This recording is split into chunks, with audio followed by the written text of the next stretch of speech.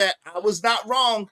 I can prove it, of course, but I got you. I'll play the clip later. But yeah, spec you hating. Lady spec you hating. Oh, well, if I go from $10,000 a month to $7,000 a month, I'm going to be okay. I can swim because my bills are only $300 a month because I live in a third world country.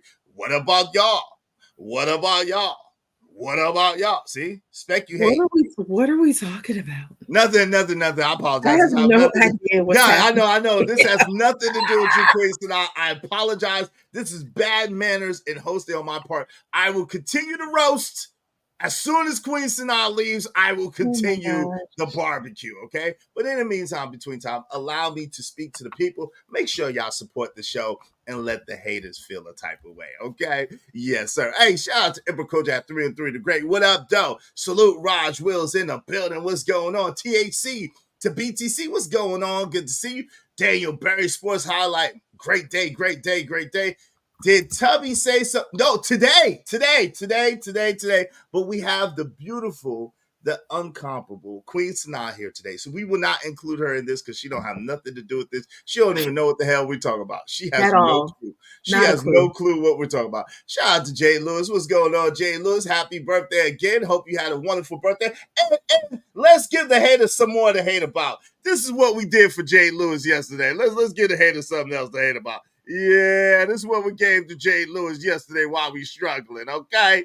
You know, shout out to the Ismailite Nation. Shout out to Blaze McCrory. Yo, Blaze, I got you. I apologize. You a sponsor of yesterday's show. I got you. I'm going to celebrate you and all that. So look for that tomorrow, okay, Blaze? I got you. So shout out to Blaze. Shout out to Cajun Dartfire. Shout out to Trucker Yale. Thank y'all so much. And everybody that hit the super chat. Thank y'all. Emperor Kojak 3 and 3 the Great. And living humbly in somebody else. I apologize. Please charge it to my head and not my heart if you hit the super because I can't see it.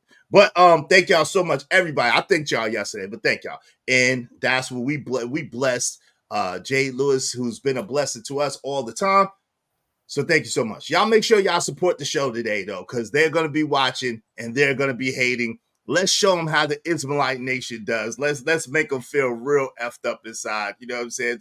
Just buzz that cash app. I appreciate it. Shout out to Old Goon Network coming soon. What happened? Yeah, Little Reese. Oh, Little Reese gets so I don't want y'all to hate. Don't hate. That's a little boy. Boy is so adorable. Don't hate on that little boy. He's a little boy. Don't hate him. He did good, Baba. I love it.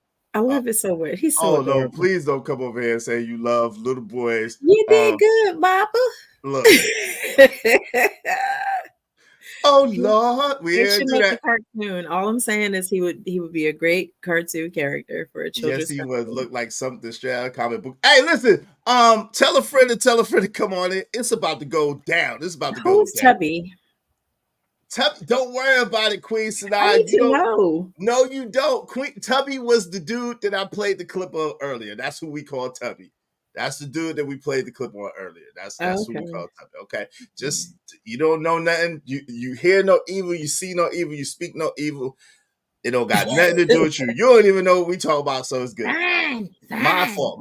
I'm gonna be better. I'm trying to be a better human being. Hey, shout out to Emperor Kojak 3 the Great. He said, "Shit, I don't even eat a sandwich that damn big, and I'm a grown ass man." Exactly, and a big grown man too, tall. Hey, shout out to Cajun Dartfire. Great day, sir. And everyone not in a good mood today. I'm in the clouds. Okay, hey, I pray everything goes good for you, Cajun. I pray your mood gets better. I'm sorry that you're going through that. Let's send prayers up for my homie Cajun that everything goes better, everything is well, that everything works in his favor and he has a better day. I pray you a great day, good brother. Salute to you. So do we know much about hey Trace, do we know much about the boy's life other than what his mom puts on the internet? Like, do we know what he does in his spare time?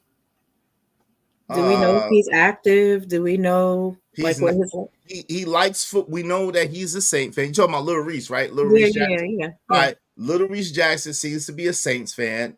Heavy Saints fan. He has a white stepdaddy type figure in his life. Who's behind the scene named Scott. And he goes around. He's like a food. I guess he's setting up to be like a food critic type I guess, because he goes around and from his mama's meals, and he goes and eats at different restaurants, and he rates the food, and he gives like little infomercials about the food, and that seems to be the deal. That seems to be his deal. So they're setting him up to be a chef, basically, is what I'm hearing. No, they're setting him up to be 500 pounds. They're setting him up to be 500 pounds at 18 years old is what they're doing. So that two things can exist in the same space. Yeah, a 500-pound chef. Yes, I guess. You know what? I'm not. Or food Because like personally, critic.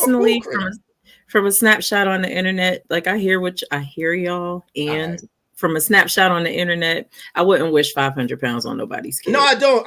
Like, I wouldn't even let that come out of my mouth, because also he hasn't even hit puberty. Yeah, right? he has it. Right, he has it. Right. Okay. And I know all the men in here know that puberty means you're gonna grow up instead of out, right?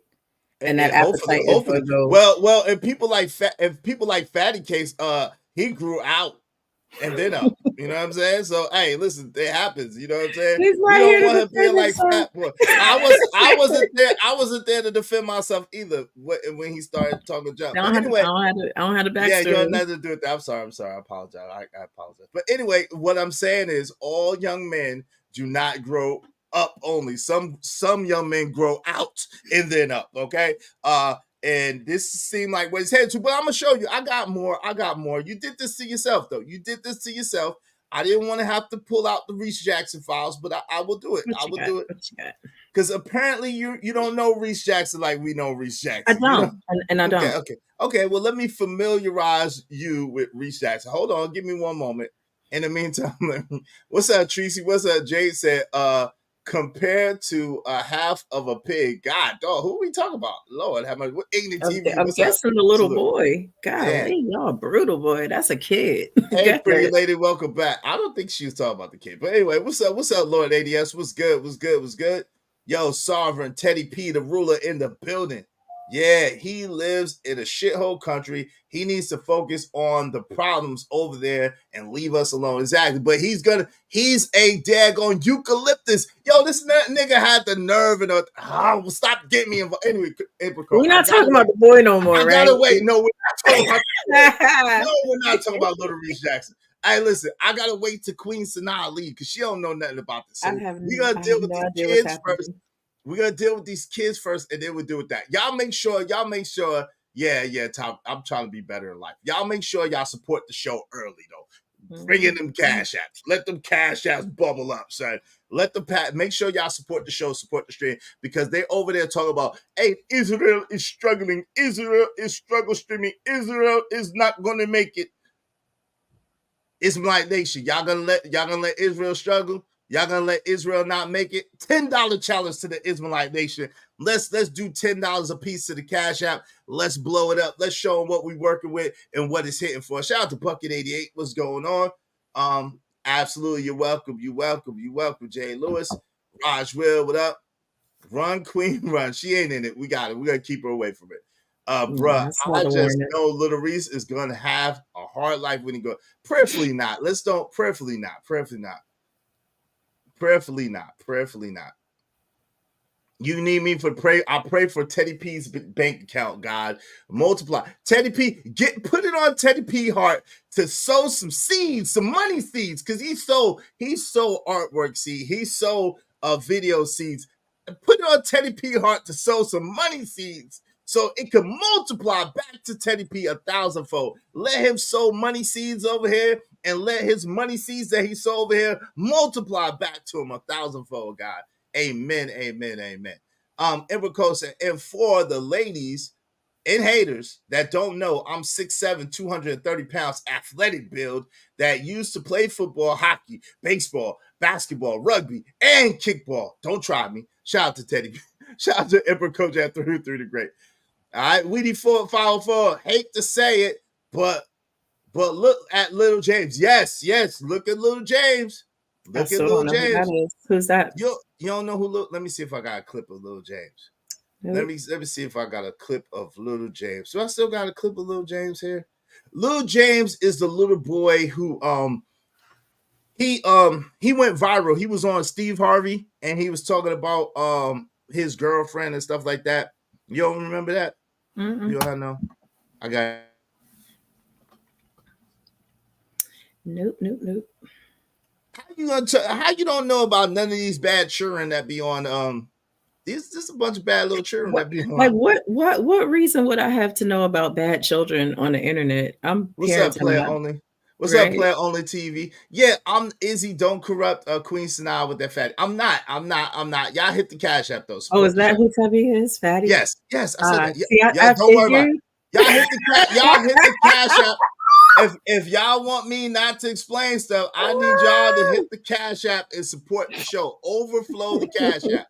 Overflow the Cash App. That's how we get the haters away. All right. I had an idea. I was talking about the sandwich, Izzy. It was half a pig. Yes, it was a whole pig, actually. But yes.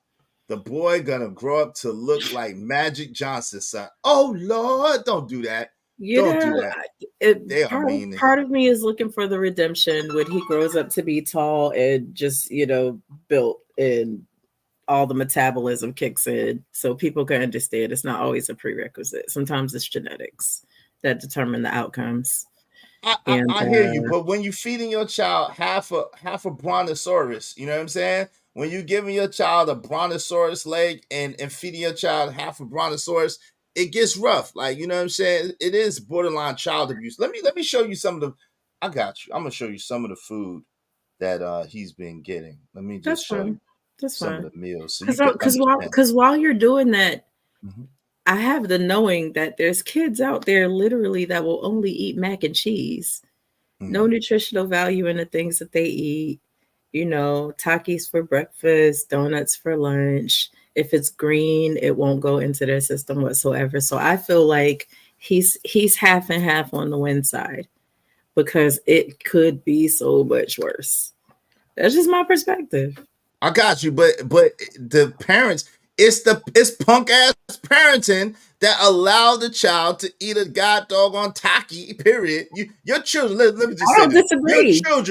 Your children should not be eating Takis, period. Like your children should not be eating Takis, period. Let's just say that from the jump. You know what I'm saying? It's paint on corn chips. It's spicy paint on corn chips. I don't disagree with it. They should not be eating no Takis, period. But let me just show you one. This is one of the meals that he's had early in the morning, just to let you see what's going on here. Saya, Mama. Today I have shark salad. Yum. With a red snapper and some fruit just to keep me healthy. Yo, I bet y'all never had a red snapper like this. Awesome shark salad like this. Yo, this will make you go. That's a little nigga Bojangling. Let me see. He got this little nigga Bojangling for berries. Yo, he's sitting there Bojangling for food. He's sitting now look when she don't cook this elaborate brontosaurus leg meal. I'm gonna get to the brontosaurus leg in a minute. Look how he act. Look at him. Mama, where did you get this from? I didn't see you cooking this. I have a headache, so I ran down to churches and got you something. It looks good, huh? A headache? I will have a headache and my stomach gonna be hurt. No, it's not, Reese. Exactly. That food looks delicious. No, it don't. No, it don't. Not a veggie in sight. No, what? You better eat that food. Mama, Scott, could you please do it? No. I'm staying out of this one. Look, the white man wants to out of it. You better eat that food. Be grateful. Yo, everything I did for you. Everything for you. So you gonna bring up what you did for me?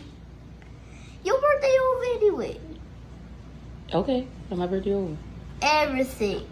You give me this. This what I get. This what I get? Yeah. Y'all shut that Cash App down. Just shut the Cash App down. Yeah, shut the Cash App down. All right, well, shut it down then. Shut it down. Well, you better eat that food or you gonna be shut down. Good night. Enjoy. Think about Reese Jackson. I want y'all to be blessed. Oh, my Lord. Let God Exactly. You want the brontosaurus now, leg. well, no, here's a question I have. Have y'all ever seen him actually finish any of these meals? Hell no, I ain't finished nothing. I Okay, mean, okay, it's on okay, okay. Instagram. Right. It's on So I'm Instagram. like, part of it is how much of this is mom just trying to make content? Oh, here we go. Is he actually eating all this crap, or is she making content? Because look at him. He's not exploded, or like, you know what I mean? He's not. Who said that? Wait, Look hold. at the little boy. He is chunky. He is chunky for his age. Don't even do that. No, you ain't seen chunky kids. If you think this boy is chunky, you have not seen chunky kids. I mean, I didn't say he's obese, but he's chunky for his age. He's chunky for his age. That mother is horrible. He got prepubescent baby fat. He got prepubescent tomahawk meat, baby fat, and brontosaurus burgers in his system.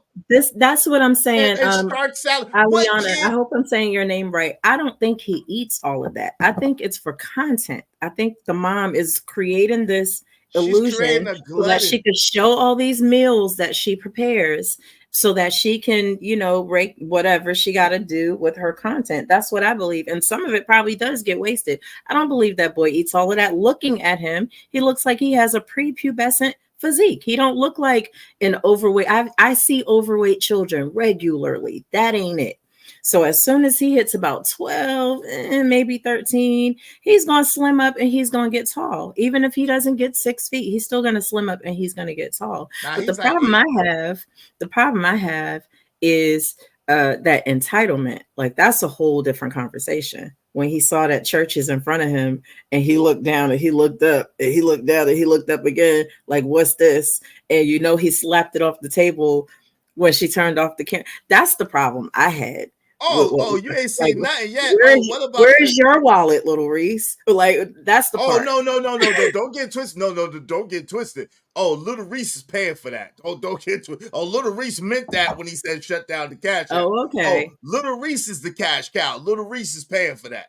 Don't get it twisted or misconstrued. They ain't coming to hear that mama cackle. They're coming to see little Reese. Little Reese is getting paid. Don't get Little Reese is getting paid. Little Reese probably getting more money than me. Shout out to Little Reese. Little Reese getting more money than all of us put together over here. Shout out to Little Reese. Hey, but because I feel like once you start addressing your parents like that, you need your own lease. You know what I'm saying? You know what I mean? You gotta go on and let me be quiet. But anyway, you were saying something. Oh no, I'm gonna show you what the last debacle. Hold on, I got you because. I watch, I keep up with Little Reese. Shout out to him. I keep up with Little Reese. Unfortunately, I keep up with him. He's an interesting case study because on the surface, right, one would think that his mom is good to him. She feed him good meals. She's there with him. You know what I'm saying? He's experiencing different things, and that's a good thing. There's nothing wrong with that. However, like you said, the entitlement portion of it, not only the entitlement portion of it, but the exposure portion of it at a young age, not really understanding and not really being able to differentiate things. And then the exposure to food, even if he's eating half of this stuff, I want you to see the type of stuff that she's putting before him, even if he's eating half of it. Like, this stuff, even at our age, would like, it's not good. It's no good. So check this out. Here we go. I played this the other day, and then we're gonna get right into the content. But Little Reese is probably the best case study on this. Here we go. Reese, look at that damn sandwich. Mom, look at that's a sandwich. That's a sandwich. Jesus Christ. There you go. Philly boy. Wait, let me tell you something. Let me tell you something. Okay, what you got to tell me? I would never be a Philly fan in life. I would never be a Philly fan in life. I'll be always with the Saints. Saints for life, you heard me? Enjoy. What you got? All right, look. He gonna throw the trash can. I would never be a Philly fan. I know you not. Oh, yes, I am. I know you. Cut. Cause you owe me an apology. I'm sorry. Oh, don't hit me with the eyes. You was cutting my manhood right there. You know I'm not a Philadelphia fan. I'm Saints for life. Never changing that team. They're my best friend, actually. I thought I was your best friend. You my best friend, too. Oh, Problem. Lord. What happened yesterday? I was upset since the Saints lost. I was upset yesterday. Yeah, anywhere in Garfield. That's a good Well, point. maybe something else. Look, Make you something else. Yeah, I don't know if I'm making something else. you want to make me a trip home? and she made it. And Queen Sanaa, she made the boy a French port. Yeah, close your mouth. She made the boy a French. The fuck he did not. Excuse me. Yes, he did. And it gets worse. He did, that's what I'm saying to you. Exactly. Yes, he did. He threw the damn sandwich away. And then he said, yes, he did. He threw the damn sandwich away and then had the nerve, the audacity, the unmitigated gall to say, will you make me a French poor boy? And she made it. No. Okay. Hold on real quick before we get into this. Hold your thought real quick. Hey, y'all, if y'all want to guarantee that your comments get highlighted and read, y'all got to do it through the Cash App or the Super Chat. I'm going to read these as y'all come in, and I'm not reading no more comments unless y'all do it through the Super Chat at the Cash App. So let y'all know. Elena Gomez says, he's smart, though. I don't think he really eats all of that. Okay. He's overweight for his age. Yes, he is. Ogo Network. What's up, King Passion? What's going on? Just laughing. Raj Wilson he got to wear that husky pants from back in the day. Yes, he does. I think he's 8 though. Emperor Cole said he's 4 or 6 years old and he's not that tall. I think he's 8. I think he's 8. I think not he's like articulating 8. Like that. He's not. I think he's like 8 years old. He's got to be like 8, maybe 9. Between 7 and 10, I would give him. These said entitled little sucker. Exactly. What's up, Trucker? Yeah, what's going on, fam? Good to see you. Ibrako said, oh hell no, my arteries just clogged looking at that damn big ass sandwich. Exactly. You know what I'm saying? Exactly. What's up, me Runway Lolita? She says she loves her baby boy. They have a really good toss. Yeah, the entitled one. What's up, Tracy? Go ahead, fam. You got it. Go ahead. You got it. Sorry. First of all, because, when we were children, there was no way we were even conceptualizing throwing food in the trash. Not in front of your parents, at least. Or behind it, because wrap it up and put it somewhere else for somebody else to eat it. Why are you throwing it away? That's first of all. And then, yes, I agree. That was wild. But that was allowed. Somebody allowed him to believe that it was okay for him to do that. His mama. And that I have a problem with. That I have a genuine problem with, because what are you preparing him to be when he gets older? Well, fat ass. I'm not even talking about the fat assery. I'm talking about the boundary. Like, where are the boundaries? Where's the respect? Where are the values? Where's the entitlement? What's the issue? So I'm going past food in this situation. You know what I'm saying? And that's I'm not one to criticize parents, and I would not suggest that people parent like that.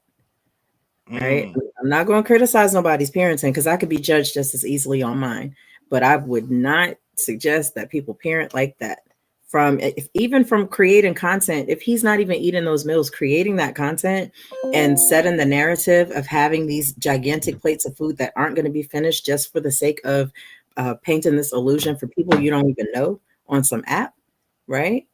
And then him telling her what it's going to be. I remember I did see one clip of him, because I don't know who he is, but I did see one clip of him. She had made this. It was a decent sized meal. It looked good. It was balanced. And then it had some Lay's. And he was like, well, Lay's don't go with that. So I don't know why you put those there. And I was like, eh. And that was my last time watching him, because I'm not here for none of that. Right. But parents got to do better. We have to do better. But see, celebrities, I think if I'm not mistaken, like Timberland took a liking to him, maybe Floyd Mayweather, and what's the dude out of Memphis? That's what Ari Fletcher, Moneybag Yo. I think a few people had sent them some stuff, sent them some money, Mike Epps and stuff like that. So, you know what I'm saying? With that and the fact that his Cash App kind of popping and the fact that he's getting mad popularity and they go to these restaurants and he gives them good reviews and they send them stuff and stuff like that. Like, yeah, they're creating a monster in more ways than one. Shout out to my man Ogu Network coming soon. He said kids in Africa starving. Little Reese dumping sandwiches. Exactly, fam. Exactly. Shout out to that. Shout out to Jade Lewis. Jade Lewis said that mother needs a whooping. Yes, she does. Thank y'all so much. I appreciate y'all. Be like Ogu Network coming soon. And Jade Lewis, y'all hit the Cash App and support the show. Remember, the haters is watching. Give them something to talk about. Let's go. I'm on my grind to get this money. I can't stop until I'm filthy. With the people, Zebo like the rock. I drop. I ain't no trapper. I'm a hustler. Yes, Hope sir. you don't mind if I say this out loud. How wonderful life is, 'cause you're in the world. Yo, Jay Lewis said, right? Exactly. My guy said, Ember Co said, if I would have done that when I was a kid, my grandma would have dog walked me. She didn't play about throwing. No, yeah, they didn't play about. Yeah, send mama to the Thunder Rat Dome. Well, I don't know about all that, but me, Runway Lolita, I just want to know, when you were a child, would it have been accepted for you to toss a plate of food in the trash? I'm just curious, no, much respect to your mom and everything. I'm just curious because, we were all raised a little bit differently. No Black household is a monolith, right? But I know one thing that is true across households is we ain't doing it. Yeah, they usually don't So play. I'm just curious. They usually don't play about throwing no food away. And then you gonna talk junk too? No. You better hide. Hey, I wish that's the only time I wish we had a dog so I could feed it, you know what I'm saying, the food that I tried to sneak into somebody. Hey, if he's 7 to 10 articulating like that, he's well behind academically and developmental. I don't think so, yo, Enrico. No, he's I not. don't think so. No, he's No, not. he's not. No, he's not. What's up, D-Rock the Block? What's going on, my guy? Stanley D-Rock the Block in the building. What's going on? What's going You on? could be on the spectrum for all we know, honestly. That's true too. Yeah, that's true. Or just have some. That's even worse. That's even worse though. That's child abuse. If he's on the spectrum and she feeding him like that, that is child abuse. Literally, he can't eat that stuff. He can't eat all that stuff if he's on the spectrum. That stuff literally stunts the development of his brain. Like she gave him shark salad. Who do you know? Anyway.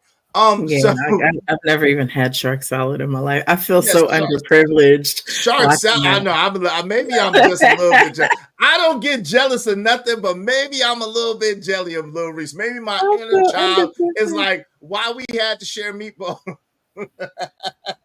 Why we had to share meatballs and count meatballs when we was kids? I ain't getting no plate like that. Maybe. I don't know, but I ain't no hater, so I don't know. Probably not. Hey, Jay Lewis said, kick on the south side of the state I live in. I guess you would say kids. Kids on the south side of the state I live in are starving. There's children everywhere starving. Great day, Arvin Nicole. Great day. All right. So Ember Coast. Okay. So listen.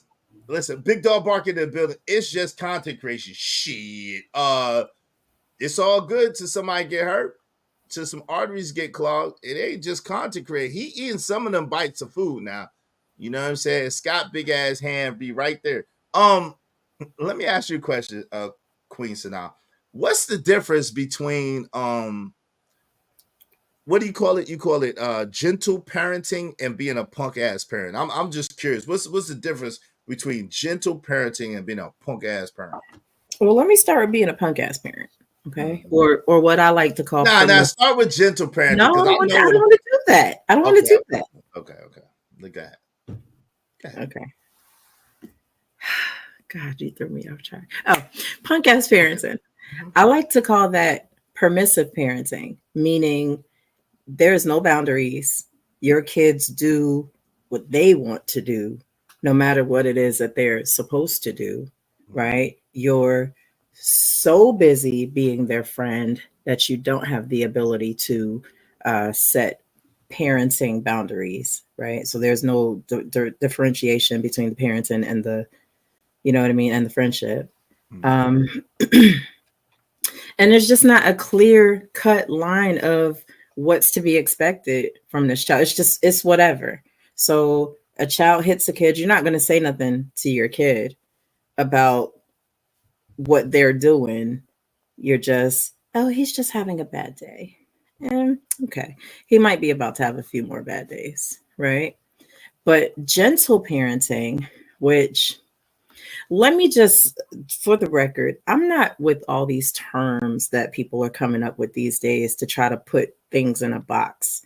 Because in essence, gentle parenting is being gentle with your child, making an effort to reduce maybe some of the traumas you experienced as a child, to maybe break some generational curses, maybe let them know that they have a safe space in you. And why would there be anything wrong with that?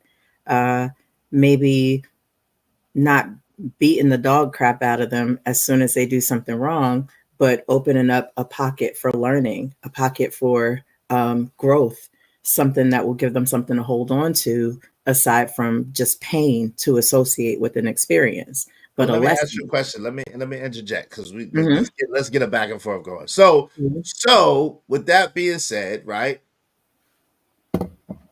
Do you think that now it seems to be, so let me give you an example first, okay? In America, right? People from the LGBTQIA plus community did not have certain rights at a certain period of time. You know what I mean?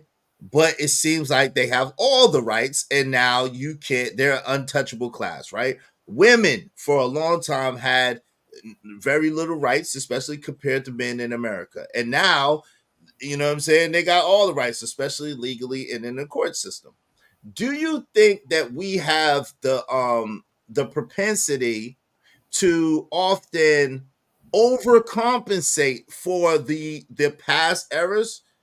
Even in basketball, I don't know if you're a basketball fan, but even in basketball, they talk about it a lot. Like, if a coach did XYZ and then they had like a losing record, if they fire that coach and hire another coach, they're going to get a coach that's going to do exactly opposite of what that other coach did, right?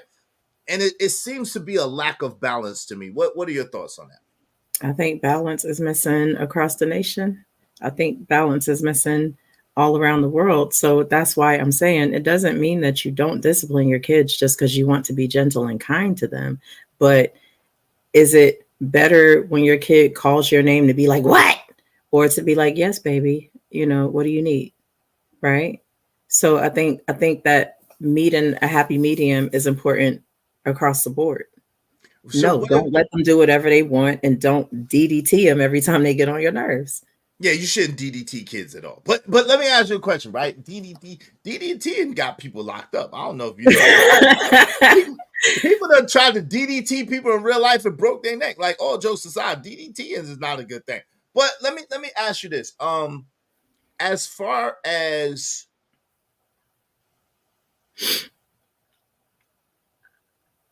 okay, you say your children, you respond and say, hey, baby, yeah, coochie, coochie, coo, right? That's baby, that's coochie, coochie, coo, little baby. Yeah, you know what I'm saying? And they're 15 years old. Coochie, coochie, coo, baby. So you treat your kids good, right? You treat them nice. But then they talking to you, yeah, mom, you piece of poo. Yeah, mom, you bitch. Yeah, mom, you piece of shit. Like, is the coochie, coochie, coo an appropriate response to when the children are entitled and acting like little shits? I mean, I feel like that's a little bit of logic, right? Let's use some logic there. So we don't meet bad behavior with reward. We don't reward bad behavior. If I'm a bitch, I promise you, my initial urge may be to pop you in the lip. 9 times out of 10, I can't speak for the 10th time because I'm a human being, but 9 times out of 10, I'm going to, pause for a second. So I'm controlling my impulses as the adult, because I also have to teach impulse control. And instead of pissed off parenting, my mind is going, okay, consequence. That doesn't involve pain. What's the consequence? Because in 5 minutes after calling me a bitch, it's going to be, Mom, I don't even hear you talking.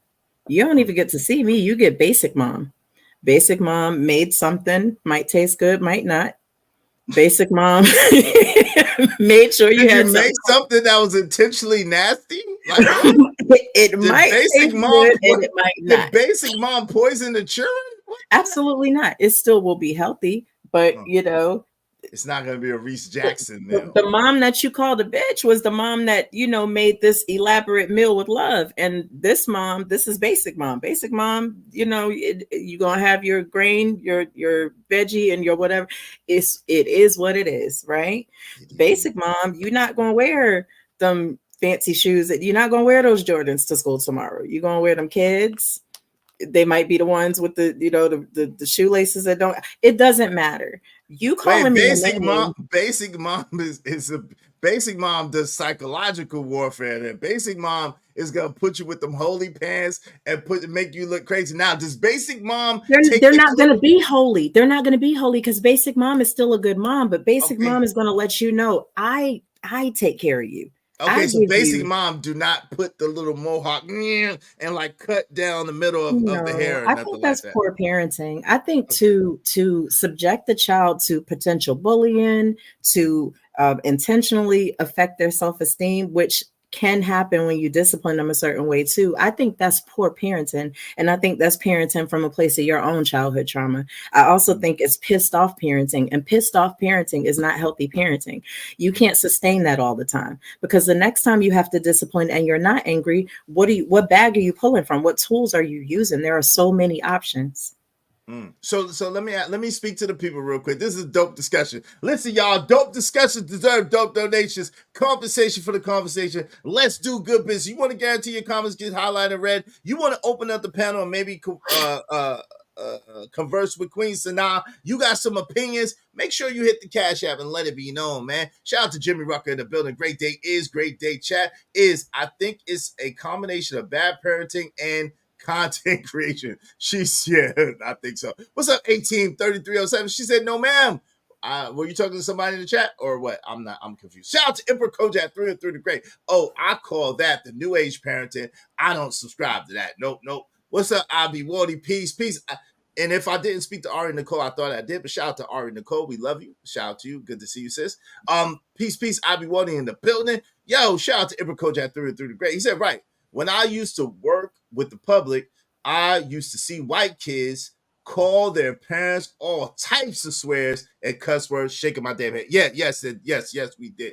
Yo, black kids do that too, though, unfortunately. Nowadays they do, and that's what I want to get into. They did it back then too. Nobody really talked about it. No way. Nobody really talked about it. I've never seen it like that. Nobody really talked about it.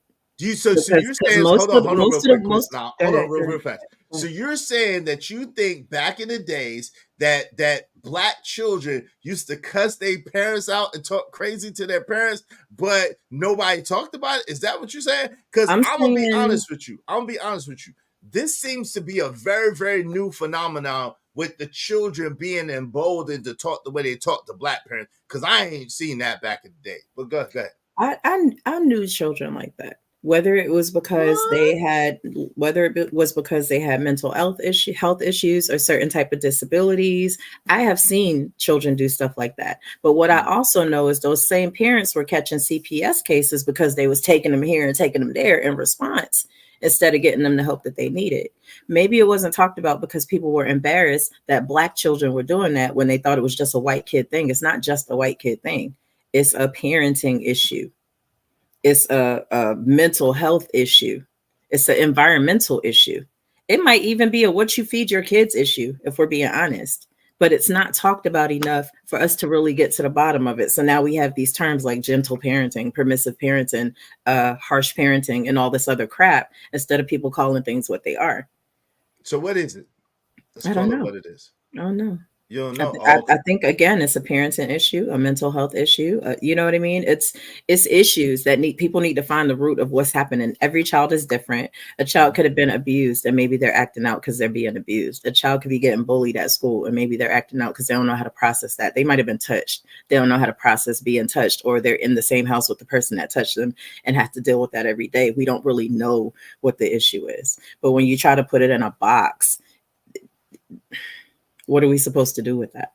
Right, but they're just some badass kids too, though. There There's some are some kids that badass. Listen, I kids see that right there none in of the that comments, happened, and they just still act the damn donkey. them, Let's just be cocky babies, them babies eating paint slathered on chips, right? yeah, but that's the parents' fault for feeding. Listen, hey, and a lot of times it be the let's transition a little bit.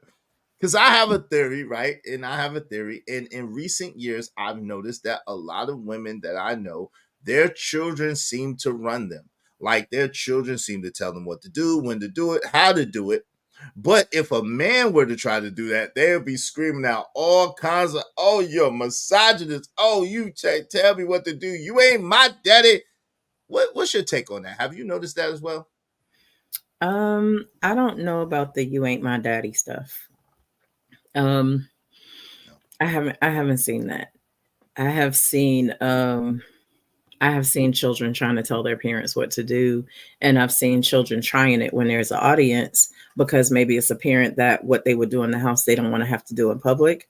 And that's another reason why you need some more tools in your box, so that you don't have to worry about, the difference between what you'll do in your house and in public. Children seek opportunities. Children manipulate. Children know how to get over, and get what they want, which that's natural. Adults do too, but it didn't start when you became an adult, right? So I think that parents really need to be strategic about how we choose to address our children's behavior so that it works no matter where we are.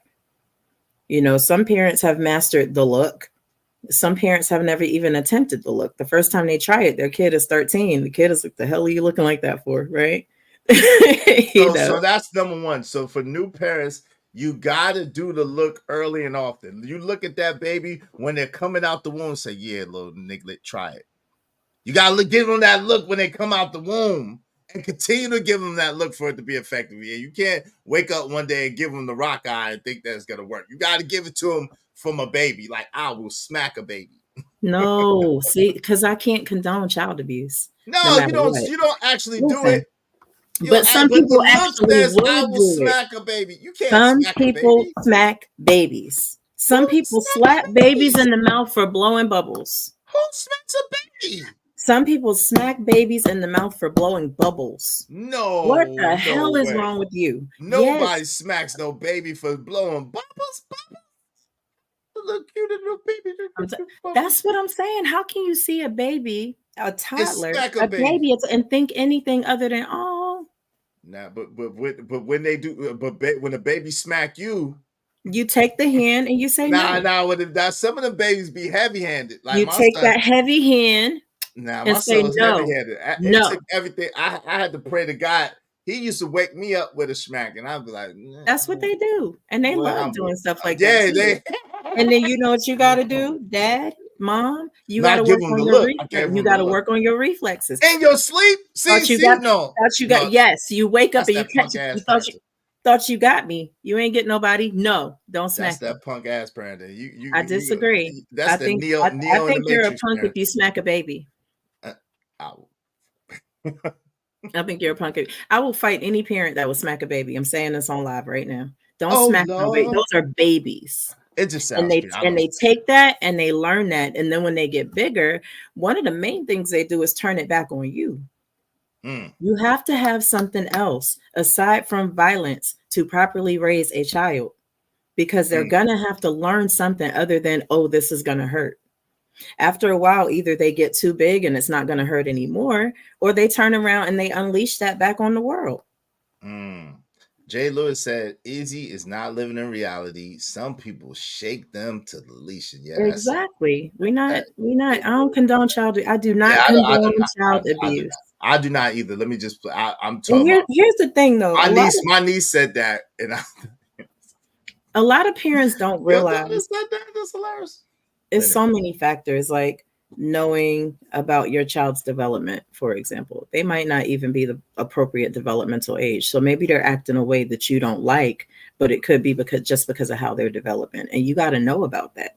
Some parents, I'm going to talk about single moms. I'm going to talk about single dads. And I'm going to talk about stressed out parents who are just very busy, even if they're together. Some parents don't have the appropriate outlets, so that they are literally just pissed off parenting because they don't have any other way to blow off steam. So immediately they're unleashing on a child. You know what I mean? Some parents don't have any familiarity with concrete supports in the time of need. Who should I call for this issue, and have a conversation about it and see if there's some tools I don't really have.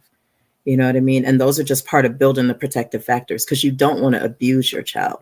You want to properly raise your child for positive outcomes. If you're permissive parenting, I promise you the outcomes aren't going to be positive. You're going to unleash a monster onto the world. Or yes, you will have a 500-pound 15-year-old. Those are not positive outcomes. Right. But beating a child into submission ain't it. Hey, y'all support the show, support the stream. This is a dope discussion. I understand. I agree that beating your children into submission ain't it. At the same time, I do think that it needs to be a balance between being kind to your children and not being so passive that they run all over you, right? But my man Abi Wadi said, listen, he said, well, you get in my business on how I deal with my kids, and you can get ass whipping too. He kicking ass. Catch me outside. No.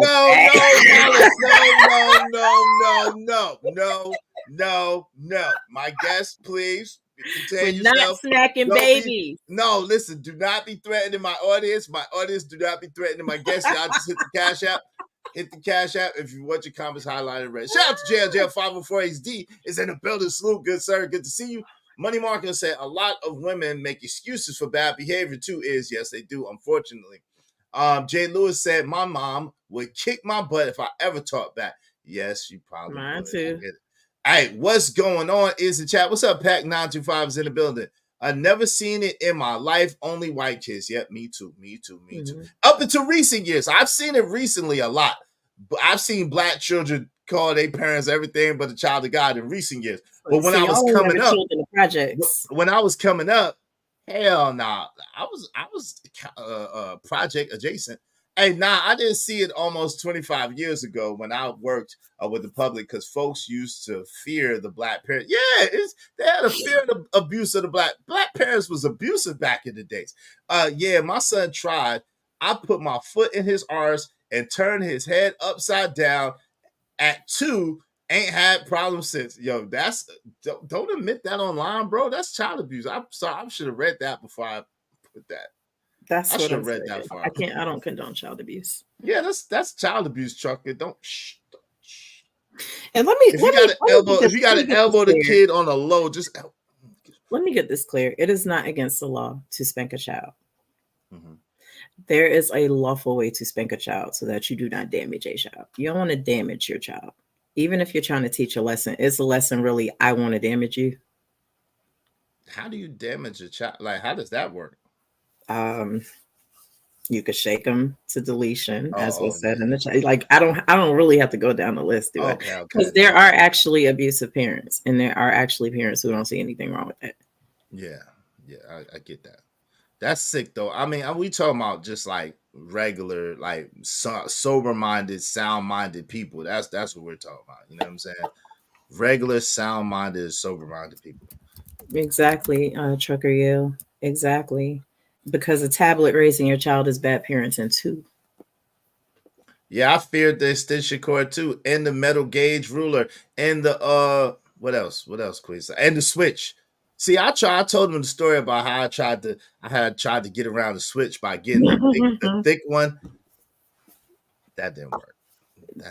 The braided switch was my fear. Yeah, that's what I'm saying. That usually came for trying to get the thick one that just broke on you. Wooden spoon. Oh Lord, yeah, wooden spoon. Yeah. 555 child abuse.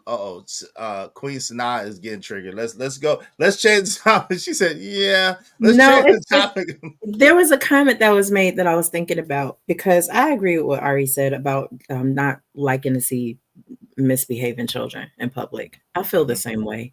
I know that sometimes parents are overwhelmed. They don't really know how to subdue certain behaviors. I know that sometimes children don't show their asses until they're out in public too. You know what I mean? Some, not all, right? I know sometimes parents just want to get in and get out and get it over with and not keep having to stop to address this behavior. But that's because parents don't give themselves the proper tools to deal with that stuff early. You know what I mean? But I agree. I can't stand when children don't know how to behave. I feel like I believe parents should take the kids back out until they get it together. And if they can't get it together, they should just leave and try again another time. So I'm gonna leave Sometimes the store. things happen. Yeah, absolutely. Absolutely. I thought you was gonna nope, let's go. It's time to go home. And when What you if learn you how can't? What if you to, got stuff that you have to get from the doesn't store, matter. and so you just Doesn't gonna matter. leave the store and with the kid and just leave the stuff that you needed in the store? Yo, if y'all want to guarantee your comments get highlighted red, please do so through the super chat or through the Cash App. Do so through the super chat or the Cash App. All right. Exactly, Ari. Exactly. Instacart is your friend. My kids don't know how to act. Instacart is my friend when my children aren't doing what they need to do. And when they're doing what they need to do, hey, let's go to the store. Let's have some fun in the store. But the minute you don't listen, we're walking out. Don't I don't have a Instacart problem with cost that. like a lot more? Does it? $7.99. I got it. It's not a problem because if you really want to go in the store, I'm not going to have to say nothing to you when we walk in this door. And if they really want to go in the store, I haven't said anything when we walk in this door. That's the thing. That's a whole lot.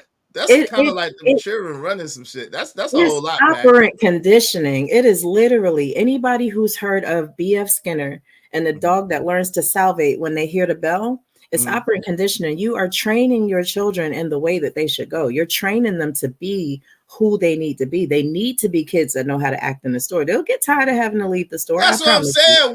That's what I'm saying. My kid, listen, my kid, he know how to act. Now, every once in a while, he want to play karate and stuff in the store. I give him the look and he chill out. I'm like, man, I will smack you through the day, or I have to give him the threat. Like, man, I will smack. I will smack. I tell him, I said, man, I will smack you through these daggone what do you call them, Joyce? I will smack you through the aisles. You better relax. So now we smacking kids throughout. See, hey, you got to do what you got to do. At least they got to understand and believe that you'll do it. I might not never have to do it, but the look, and then if sometimes he get the grinning, then I give him the look and the threat. Man, I will smack you through these aisles. Like, you better relax. We ain't in the store playing. This is not playtime. We grabbing some groceries. Chill out. We're leaving. Chill out. No, we're not leaving. I don't even want to be near a person. I feel like I have to knock through the aisles. We're leaving. We're gonna go. I think done. Maybe that's a dad. This outing is over. I'm finished. I don't even want to shop no more. I'm good. We're good. No. Okay. Good. We're leaving. I'm leaving. Whoever's not in my car is getting left. You ain't gonna leave them children. You are not gonna leave them children. Act like you're gonna leave them children at the store. That's abuse too. No, but it's not. But it's not. We know the people at our grocery store. They know my kids. They have my number. Oh Lord, damn! We gotta go groceries. What the hell? I have a strong community. They're good. They're good. If the children ain't listening to you, they ain't gonna listen to the grocery store people neither. And I wouldn't leave my kids, but we are leaving. That's what I'm saying. So if you could tell them that you're gonna leave them there, I could tell my son I'm gonna smack them through the aisles, through the bread aisle. Huge difference, because if I say whoever's not in my car in 2 minutes is getting left, they're in my car in 1 minute because they don't want to get left. Hey, and if I say I'm gonna smack my son through the bread aisle, he straightened up. Like, yo, nigga, I will smack you through the bread aisle. You just don't play with me. I will smack your head off. You can't smack. But I ain't gonna lie. Sometimes he said, "What are you gonna do?" Such and such. I'm like, "No, man." Like, some of the things he said that I might do to him scare me. I'm like, "Where'd you get that?" I ain't never said that. They got it from you. Sometimes he's like, "What, Dad? You gonna put me in the refrigerator and turn it up to 1,000 to freeze me?" I said, "What? Oh my gosh! No, I'm not gonna delete you. I'm just gonna." That is the discipline. Pop 924. That is the discipline. Discipline doesn't always have to be physical. I'm sorry if you always feel like you got to hit a kid, but I don't have that type of power struggle. They need to have the fear of the kid. Nah, you don't have to hit them. And you don't always have to hit a kid to do that. They gotta believe that you're gonna hit them.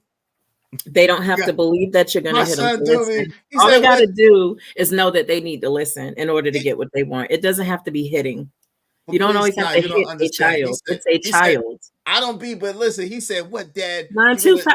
He said, "What, Dad?" He said, "What, Dad? You gonna take a knife and poke me in my eye with it and put my head up my butt?" I said, "What? Where you come up with this?" Like, yo, he be going way to the left. I'd be like, "Nah, I'm good. I'm not gonna hit you, man." My son is smart. He be hitting me with some super psychological stuff that be like, yo, are you gonna delete me? And I'm like, nah, man, like you ain't that bad, like shit. And then I gotta forget about it. So I figured out what he be doing. He's 11 now. He's 11. He's a trip. He's a trip. Dude.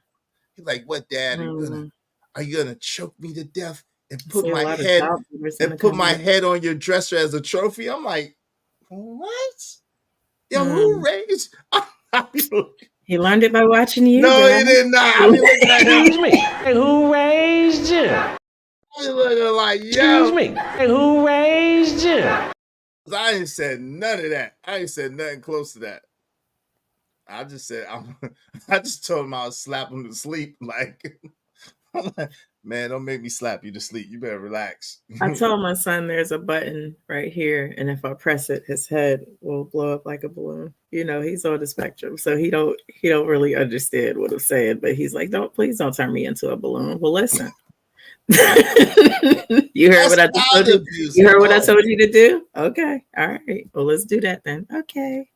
Let me ask you this since you said that. Do you think that now that, because I'm thinking about even what's her name? Amanda Seals and a couple of other people, like how popular it is to claim that you're on the spectrum. Do you think now like they are quick to diagnose children, are quick to diagnose people with all of these behavior issues that maybe they don't have, or do you believe that a lot of it is the food or the air or whatever the case may be? What are your thoughts on that? Well, when you think about adverse childhood experiences, right?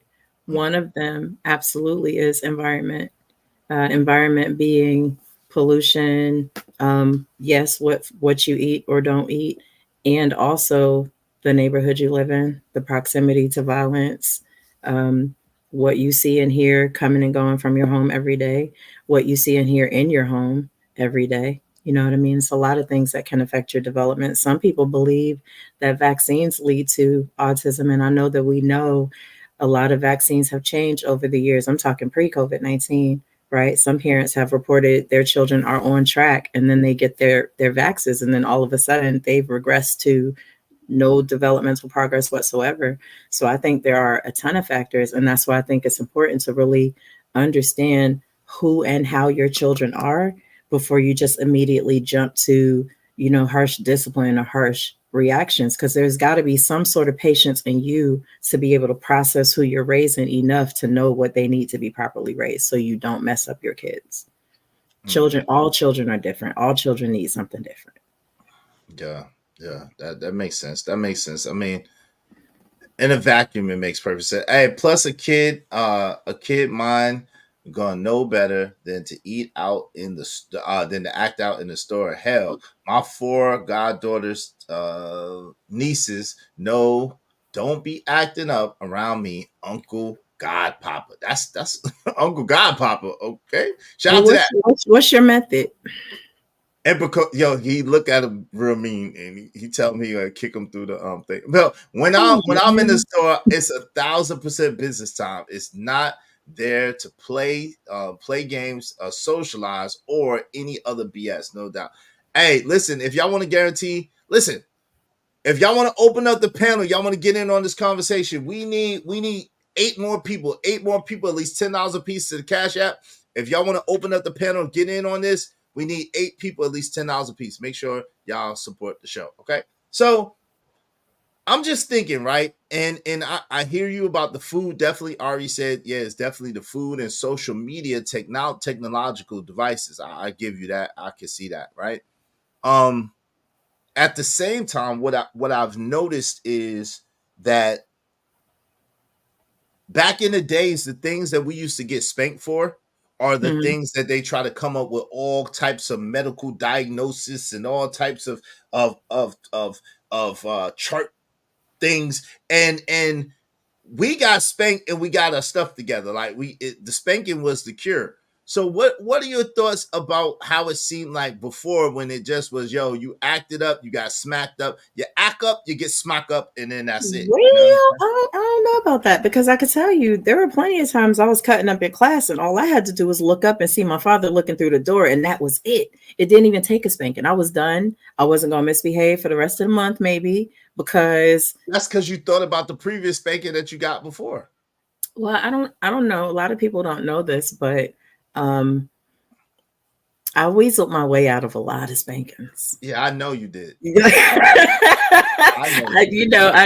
And my baby girl got this from me as well. I had a way of kind of, okay, that's, I think I'm good. I got the picture. You don't have to spank. That first 2 was enough. I'm good, But look at me, I turned out great. I think that I like what who is it? Emperor said. Was it Emperor that said it? With that hey, right? To get them in line. And most of the time it takes a father voice to make that work. You just kind of shake them with that booming voice. I don't think moms really have that the way we think we do. Yeah, I think especially once the child gets as big as you, especially a young man, he already knows really instinctively that you can't beat him. Really, like he already knows it instinctively. Yeah. He may not never try you, but he knows, like, come on. And especially you start hitting him stuff and he start laughing inside, like, silly woman, you think that's hurting? You know what I'm saying? Like that type of thing. And then it's over for that. Oh God. Yo, man. Yo, just praying for the people in Florida. My God. They just got hit. Yeah, and it's a category 5 now. So praying for the people in Florida. Y'all, listen, if you can, get out of there, man, as soon as you can. If you have to stay, if you cannot get out, man, batten down, get someplace safe. And I'm praying for all the people in Florida, and especially in that southern region of Florida, that God allowed the storm to pass over them. He does not allow it to make landfall, that it just die in the ocean, man. Just praying for y'all for real, man. Wow. I think that parents don't spank as much as maybe we got spanked back then. I think maybe a lot of parents have grown up believing, oh no, things were tough on us. Maybe I don't want to be that tough, but I want to go back to what you said about the balance, because I think a lot of those same parents left out the fact that you still have to discipline your child. You still have to have some sort of order in your home. You know what I mean? I think that when children see moms disrespecting dads, whether dads are present or not, that it teaches the child not to respect an authority figure. And guess what? That's you, right? And vice versa. Maybe dads are scarier, so maybe kids won't disrespect dad as much, but I still think it teaches that I don't have to have respect for a person that's in charge. You know what I mean? We kind of set ourselves up to fail when we don't keep balance. So your thing is, you think that you think that gentle parenting and permissive parenting are both labels that don't need to be anymore. We just need to get back to having balanced parenting and parenting our kids. And your main thought process is getting to know your children for who they are, and then forming your discipline around who your children are. Is that kind of what it is? I mean, yeah, that, and parent your damn self too. A lot of us are still little kids in grown-up bodies, you know what I mean? And playing that out and taking things out on little kids who are actually helpless people. We're not helpless. We have the ability to unpack and process the stuff that we went through when we were young, the stuff that we don't have an understanding about, or, why my mama knocked me from the top floor to the bottom floor and then acted like we was cool by dinner time. A lot of us haven't processed, you know what I mean, our upbringing. Right. So parent yourself, know who your children are, have some positive outlets. I'm not saying go, take 3 blunts to the face and drink a pint and then think you're going to be a better parent after that. But have some positive outlets, know what your resources are in the community, and just have an understanding of, what positive parenting looks like. It doesn't have to be. What do you say to people who say, hey, look, that sounds like, you're trying to make me responsible for the way I was raised and my upbringing and my parents' deficiency, and you try to make me responsible, which I am automatically responsible for the upbringing of my own children. What say you? No. What I'm saying is it's your responsibility not to bring that bag into your parenting now. So the only way to not bring that bag is to go through it, process it, let go of what you don't want to then pass on to your child. And when you have time to work through the rest, work through the rest. And if you don't want to work through the rest, leave it alone. But don't drag that with you when you're parenting this child, or they're going to have just as big of a bag, if not bigger, when they're trying to recover from you. Mm. You don't want to do that to your kids. If you were abused as a child, don't abuse your kids. That doesn't make it better. Yeah, I think that you should. But I think that honestly, people should deal with the trauma and deal with their own personal pain before they ever have children. I don't think that you should have children if you haven't dealt with your own trauma and your own pain. Like, you know what I'm saying? Because you don't want to take that on the children's. You know what I'm saying? Shout out to Jay Lewis. She said exactly, because kids can be abducted by not listening. Yeah, that's true too. Facts. It's a safety issue. And one of the things I really think that parents should press is it's a safety issue. It's a safety issue. Even if you keep talking to me like this is a safety issue, because you might trigger something in me that I ain't dealt with yet. Your best bet is to go take a minute in the corner, right? And let's come back to this and watch your tongue. And watch your mouth. In other words, you know your mama crazy, so watch your mouth. Your mama watch your tongue, because I ain't worked through all that yet. Safety issue. You're not safe right now. You're not safe. Issue. Safety is the most important factor, is it not? I'm gonna start using that. It's a safety issue. You might want to back up. I don't have to use it with my son because he already know what it is.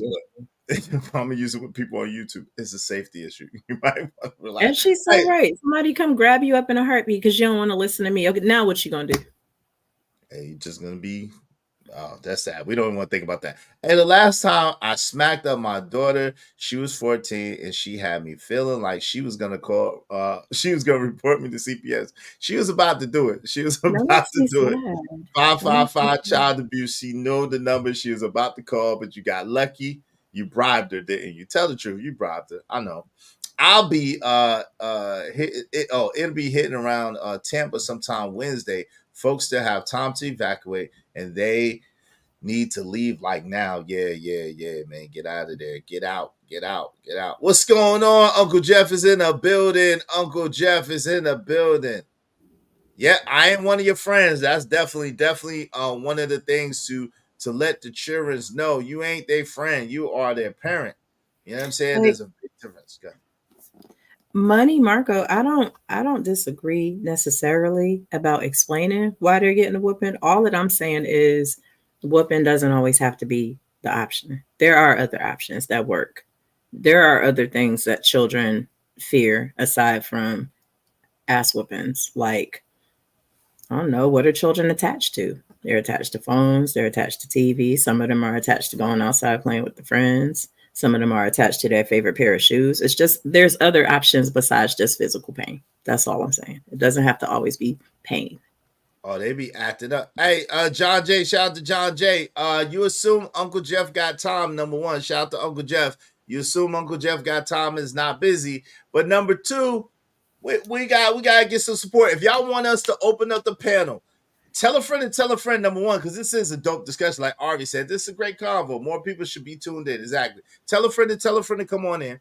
At the same time, y'all support the show. If we get 8 more people, at least $10 a piece, we will open up the panel. Uncle Jeff says, speak like that again, and we going to see how many men standing here, my father, when others would get mouthy, not me. Shout out to Uncle Jeff. Salute. Good to see you, Uncle Jeff. Glad you're doing well.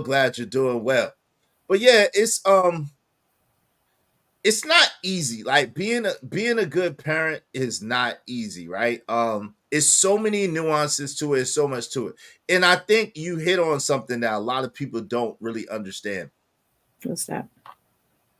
That truly your children, how you parent your children will be 9 times out of 10 how your children are introduced to the world and the people that they'll become in the world. Exactly. So it's a huge responsibility. It's a huge responsibility. Exactly. A lot of the most aggressive, angry children I know were just really brutally parented and not lovingly parented. Like a lot of them were raised on survival. And that's part of what I'm talking about. You still have to equip your kids with a set of tools that they can use for the rest of their lives. And it can't just be violence. Exactly. That's a bar. Yo, Uncle Jeff, you got time today? He said, I wish I could. Y'all can't right now. Y'all gonna have to do with me talking ish in the chat. I love y'all too. See, yeah, I figured Uncle Jeff is busy. Uncle Jeff got some things going on. I hollered at Uncle Jeff, so I know a little bit. He got some things going on, so he get into it. So shout out to Uncle Jeff. Salute. But listen, if y'all want to open up the panel and y'all want to chop it up on this, we just need 8 people, at least $10 a piece to the Cash App, and we will definitely open up the panel and chop it up. What are 3 things that you wish you knew? Like you're like me, you had children when you were younger, and you have children in your older age. What 3 things that you wish you knew early in the game before you had children, like that you really understood, and explain how they could have helped you a little bit more with your older children? I wish I knew how to communicate better. If I knew how to communicate better, I might not have had my older children, if we're being honest. But also, if I knew how to communicate better, co-parenting would have been a lot easier. I wish I knew. Well, before you get past that, because I think that we don't need details. no details. I'm just saying no details. We ain't gonna go into that. I just think that if we work on ourselves and fix ourselves, co-parenting ain't necessary anyway. I think co-parenting is a sign of a dysfunctional relationship. The fact that you have to co-parent, I feel like, is a sign of the dysfunctional relationship. I believe truly that if you have children with someone, then all things considered, you should be in a good place. You should be working it out, and y'all should be able to work it out together. That's what I'm saying. What's up, Hoodservative? What's going on? Yeah, yes, and the reality is there are dysfunctional relationships. So sometimes y'all got to learn how to leave each other the hell alone and make sure that y'all create a loving, nurturing environment for the child, where the child does not grow up with an inkling that you might hate each other in any way, shape, form, or fashion. Because shouldn't have had. But if it's a say it. Go ahead and say it. You shouldn't have had kids. You shouldn't have children with a dysfunctional. You know what I'm saying? Which leads to number 2. Before I had kids, I wish I had known how deeply my childhood experiences affected me. Whether it be my feelings about my parents and the way they raised me, whether it be my feelings about the things I experienced in our environment growing up, any of that. If I had learned more about that and processed through that, maybe I wouldn't have had kids back then, right? Maybe I would have waited until I was where I am now to even consider having kids, or maybe I would have been like, I'm good. completely good. And the third thing I wish I had known was, I don't think I heard about multiple streams of income until I was well in my 30s, in a way that I actually heard it. Not to say nobody said it, but it didn't resonate with me until I was a lot older.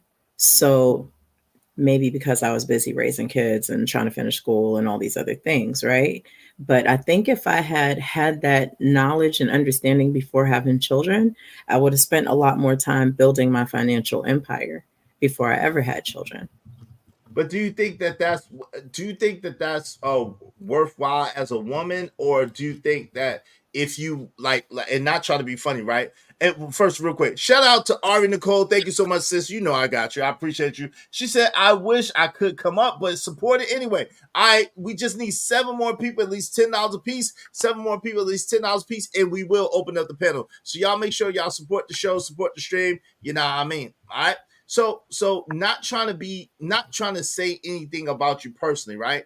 What I'm saying is, overall, do you think if women focus more on themselves as far as their inner value, as far as their concept of family, as far as their concept of mentality and getting their mind right, that will be far more valuable than them focusing on material wealth or working or whatever? What are your thoughts on that? Because a lot of us believe over here that if women really focus on themselves as being good women and great women, they would attract a good man that would conquer the world and bring everything from the world to their footsteps and raise a great family. So what are your thoughts about or feelings about that? A good woman can attract a financially astute man and still have some knowledge about the way finances work. Anything can happen. Her man can get gout in his pinky toe and be gone tomorrow. She's still going to have the wherewithal to keep things going, just in case she doesn't decide to do that again, all over again, right? So I think it's important. We're going back to balance. I believe that a good woman has the understanding of all of those things: how to carry herself, who to be, how to manage finances. She might marry someone who wants her to manage the checks while she doesn't lift a finger. But it's a good idea to have that insight and that understanding all around, I think. All right. So let me ask you this. If it's an either or thing, like, and I hear you, it is good for her to have the knowledge just in case and to have it in her back pocket just in case. I can agree with that, right? Now, if it's an either or situation, which one would you prioritize? If you had to choose between cultivating yourself internally and being the best woman you could be, and the best mother you could be, and the best wife you could be, or cultivating a business acumen and making yourself the best businesswoman that you could be, which one do you think is more valuable or more important? Because I believe that lived experience does strengthen your business acumen, I would say the first one. Because if I'm cultivating myself, I'm getting some of those transferable skills that will allow me to have good business acumen, maybe just not with the technical terms, right? I would definitely say building yourself as a person, getting your insides right, keeping your outsides in order, taking good care of yourself, and learning how to be a good person to people while being a good person to yourself is a great idea for anyone. Does it have to be for the sake of being presentable for a husband or as a mom? Not necessarily, but it would definitely make things easier, I'm sure. Makes sense. Shout out to Hood Service. Hood Service said co-parenting sounds like co-driving. That's why cars only have one steering wheel. Shout out Come to Hood on Service. now. Have you never been in the driver's seat while somebody else had the GPS up for you? That's co-driving. I don't like. Hey, I don't like it either. Hey, Jeff TV said the road to a spanking in my house is long, not all confusing and well lit. You gotta screw up, blatant and repeated, and the spanking has to teach a lesson or it don't go down. Shout out to that. Shout out to that. That's good work. That's all I'm talking about. But it is kind of abusive when you be trying to teach the lesson while spanking. Didn't I tell you before? And then especially if you long-winded, like, didn't I tell you before not to go down stairs and come back up? What are you doing? See, that's abuse. That's abuse. They leave you laid out like Peter Griffin, boy, I tell you. Yeah, you can't do that to your kids. We just need 7 more people. Y'all want to open up the panel. Hey, Ari Nicole said, ladies, what is your purpose? I believe it's nurturing and caring for your family, being kind and calm, loving and approachable. Shout out to that. I like that. She said a little bit of both. Shout out to Ari Nicole. And if y'all wondering why I read certain people's messages and not everybody's, because they hit the Cash App. That's why. They hit the Cash App. That's why I'm reading their message. I'm just being honest. Hey, Jeff TV said Queen Sanaa got original to this land features. She looks like the sisters in my family. We are Iroquois, Blackfoot, Chickasaw, and Irish. Where are you from, sis? Where are you from, sis? I don't want to talk about it. Where are your people from? That's the India-Irie question.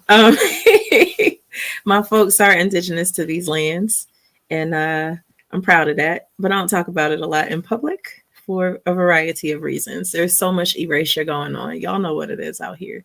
But definitely find out who your folks are, who your people are. It'll provide a lot of insight. Okay. Fair enough. All right. That would be a car with 2 steering wheels. Yeah, pretty much. And just crash. My spankers are formal, 1 lick per age, but your butt with my hand. Okay. I got See, you. an open-handed slap on the bottom is not against the law. But It's not. Y'all don't believe in belts? Grabbing a branch is against the law. Yes, but a belt. I said a belt. Belts are in North Carolina. Belts are against the law, especially if you leave whelps with those belts. Ari Nicole says, Sanaa, you're a beautiful spirit. Shout out to Ari Nicole. Hey, Scorched Earth, what's going on, brother? He said, Izzy, the long-winded butt whippers is because they was long-winded talking to you before they beat you.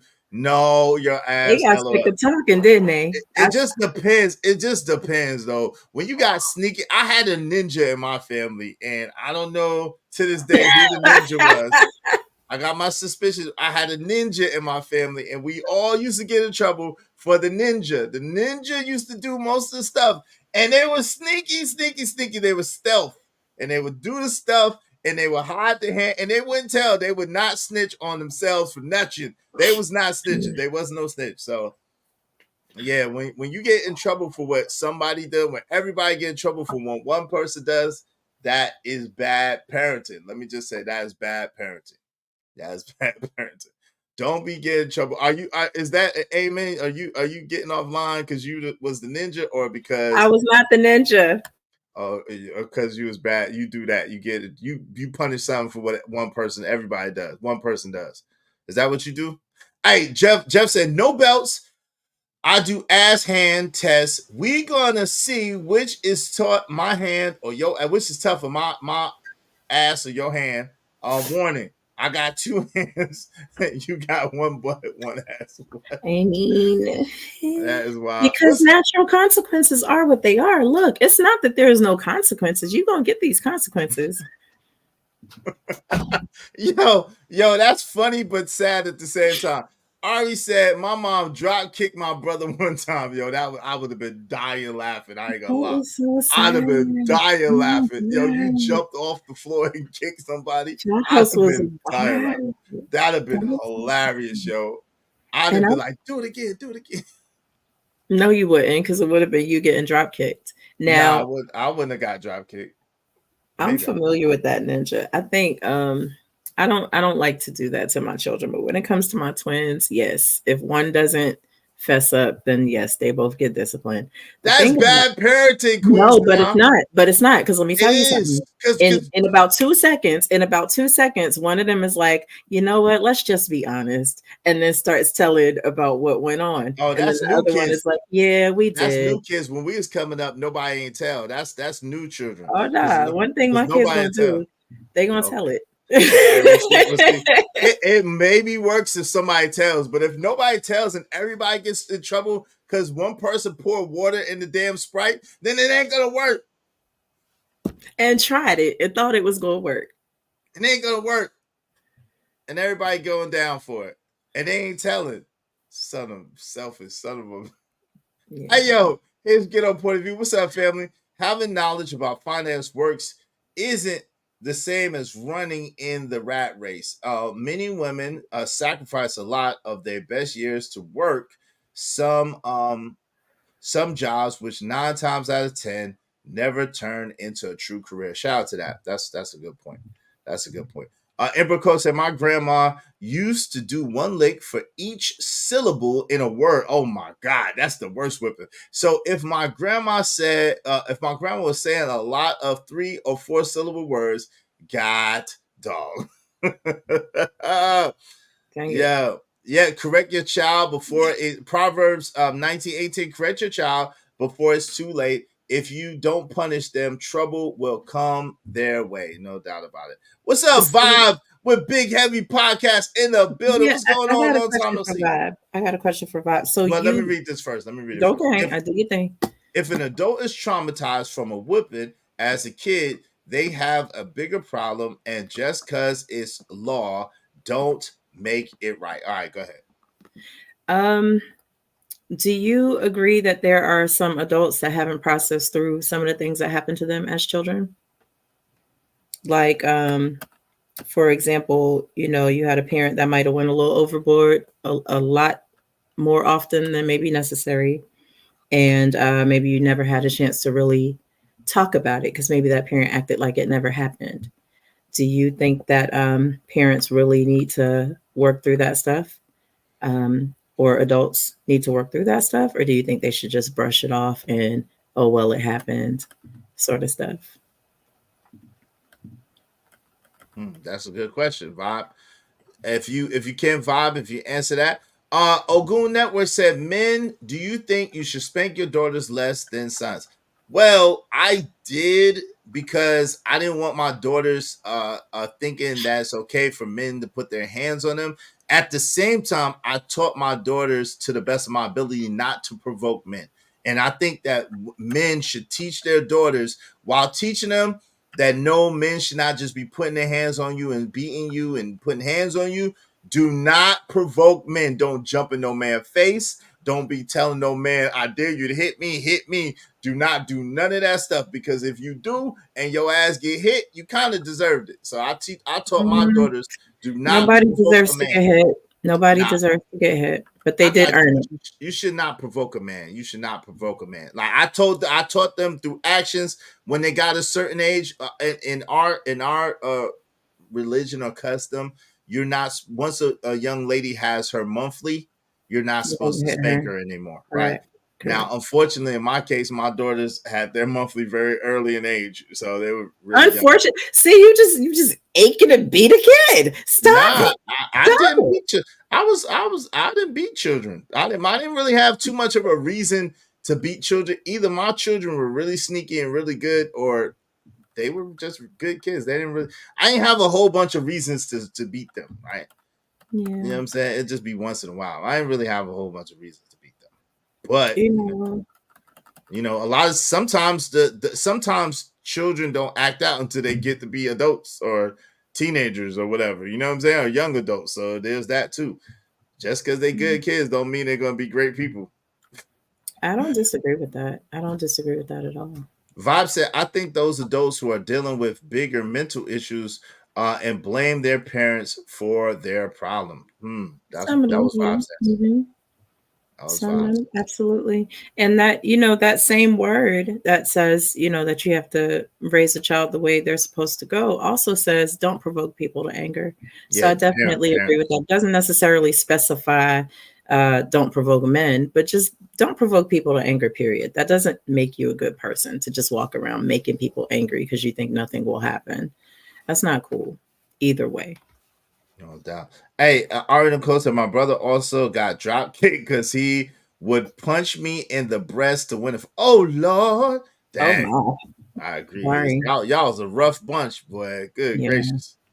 Sound like my clan growing up.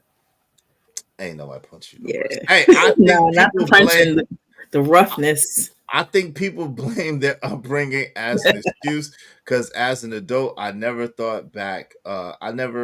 Thought back to a whipping. Lucky you. Well, maybe you didn't get abused. A lot of people got brutalized by their parents. What did you vibe with heavy? You might have vibe with a heavy big vibe with big heavy podcast. You might have been fortunate not to have been one of those people that got abused, but unfortunately there are a lot of people that do get abused by their parents. Like we can't pretend like people don't get abused by their parents. You seen that episode of Good Times with Penny's mama? You seen the iron. I went to school with a girl whose mom poured boiling water on her hands because she wet the bed. And she lost her daughter. She never got her daughter back for that. Good for her. Because there are parents who truly are dealing with their own mental health issues or substance abuse issues, or just are unfit to raise children, men and women. And so those children did grow up to be adults that had to deal with that trauma. And we're not going to minimize that because that's real. But this is the thing. So me, Runway Lolita, of course, in normal fashion, acting crazy. I do not care if I yell at a man. He better not touch me. I am yelling, leave me alone, although I do not keep company with men who do not have manners. So this is the thing. Yo, we often talk about what men do, right? And men should not abuse women or put their hands on women or any of that. Men shouldn't do that. At the same time, we don't address what the women do. Women should not be in a man's face provoking a man. Women should not put their hands on a man. Women should not be like, hit me, hit me, hit me. You ain't gonna do shit. You ain't gonna do shit. I dare you to touch me. My brother, my father, my sister, y'all crazy as hell. So I taught my daughters, you better not do that. You better not do that. I mean, really, nobody should be in anybody's face. That's why girls getting acid thrown on them now and faces sliced up. Because don't get out of people's faces. Y'all got to learn how to deal with your conflicts a little differently. Why are we screaming and yelling anyway? Why are we doing it?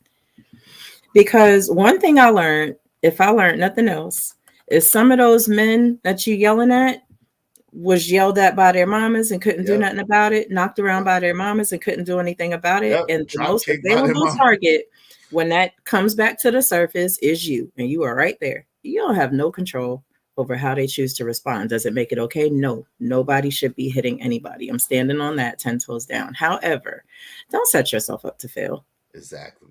You done triggered that man. He been feel that way. He been wanting to get at his mama his whole life and can't do it. If you feel that way, leave him where he stands. Leave him where he stands. Yeah, leave her where fellas, leave her where she stands. If she's sitting there jumping in your face, provoking you, leave her. Immediately. No man should ever put his hands on a woman, but that don't mean you can't pay somebody. I've heard of that. I've heard of that. I have not experienced it, but I have heard of it. Don't send nobody my way because they're gonna leave a different way. I'm just saying. They're gonna leave a little differently than they showed up. What's that? My mama would keep my mom in check. She would call CPS if she felt like my brother was limping. Talking about her nana. Wow. Shaking my head. Kinda wreaked havoc a little bit on my mom. Yeah. Wow. Yeah, well, I'm just saying Ari though, but to be honest, right? Drop kicking a kid is not exactly great parenting. I'm sorry. I'm just saying you can't just be drop kicking people. This is not the thing to do. Yeah. I would laugh because I'm sick like that. I would laugh and think it was hilarious, but you gonna drop kick me like you? That's what we doing? You drop kicking people? I'm not judging your mom. WWE? Like Ari, I'm not judging your mom in any way, shape, form, or fashion. But I do want to know what was her outlet? Like how did she blow off steam? Drop kicking people. You're crazy. Yo, Ari said my granny didn't like us getting whippings. I got it. I feel you. I wish my nana was like that too. Well, she kind of did talk to us. Rest in peace, my nana. She kind of did talk to us. But she didn't get in the way. She wasn't getting in the way of no whipping. And if we got on her nerves, she might send us to one. Y'all gonna think any man provoked by the same woman twice is 100% to blame for whatever happens. Next, ever heard of the great American black women shortage? Me neither. Shout out to you, Uncle Jeff. I mean, you gotta choose your partner wisely. She said, I didn't even see her letting off steam, to be honest. I'm sure that drop kick already let off some steam. No, for real. Pissed off parenting. Pissed off parenting. It's y'all gotta try not to parent in a pissed off manner. She felt good after she drop kicked that nigga. I ain't gonna lie to you. She felt and that's how child abuse happens. You know what I mean? Like, but again, I'm not judging. She released some endorphins. She let it out. Hey, that's how it is what it. Hey, it was because my grown-ups ate steak and we had to eat bologna. Oh wow, damn. That's not fair. Yeah, that's not cool. Kids need that. Y'all don't need that tomahawk steak that the little boy got, but y'all could get a little slither of steak too. That's crazy. Maybe a little lamb. Maybe a little. Yeah, a little sliver. Hey, y'all raised the same. Y'all raised this. What? Y'all raised the sex is different. A boy, cross this line and I'll knock you block off. Girls, you gotta make them love you so much until your heart is the last one they want to break. Interesting. Interesting. Oh, the question was asked and then she drop kicked. Okay. If you're a chick and crazy enough to strike me, I'm gonna treat you like a man in my response and call your male relatives. I don't give a F. They will get it too. Oh Lord. All right. So Queen Sanaa is probably having some technical issues right now. Shout out to Queen Sanaa. We're gonna give a couple of minutes before we get into the effery. Izzy, what's your thoughts on putting pause on teen boys if they disrespect moms, etc., coming home late, talking wild with the wrong crowd, etc., pause or not? It just depends. It just depends, right? So I told my son, I've been preparing my son since he was young. I told him, because I know the day is going to come, right? I know the day is going to come when my son thinks he could beat me. So I told him one day out of the blue, when I get a smelling, when I sniff that he thinks he could beat me, I'm a Sparta kick him in the chest. Just out of nowhere and just keep it moving, right? So right now, this is the thing, his ghetto point of view to answer your question. I make sure right now that my responses to my son are very loving, right? I discipline him, but I discipline him with love so that he could understand. But every once in a while, my son is like me. So every once in a while, he finds himself trying to challenge and find his way, right? So I give him a little bit of strength to let him understand that our levels are way different, right? But I tell him all along the way that one day I'm going to smell it on you that you think you could beat me, and I'm going to Sparta kick you in the chest just out of love. I'm going to do it.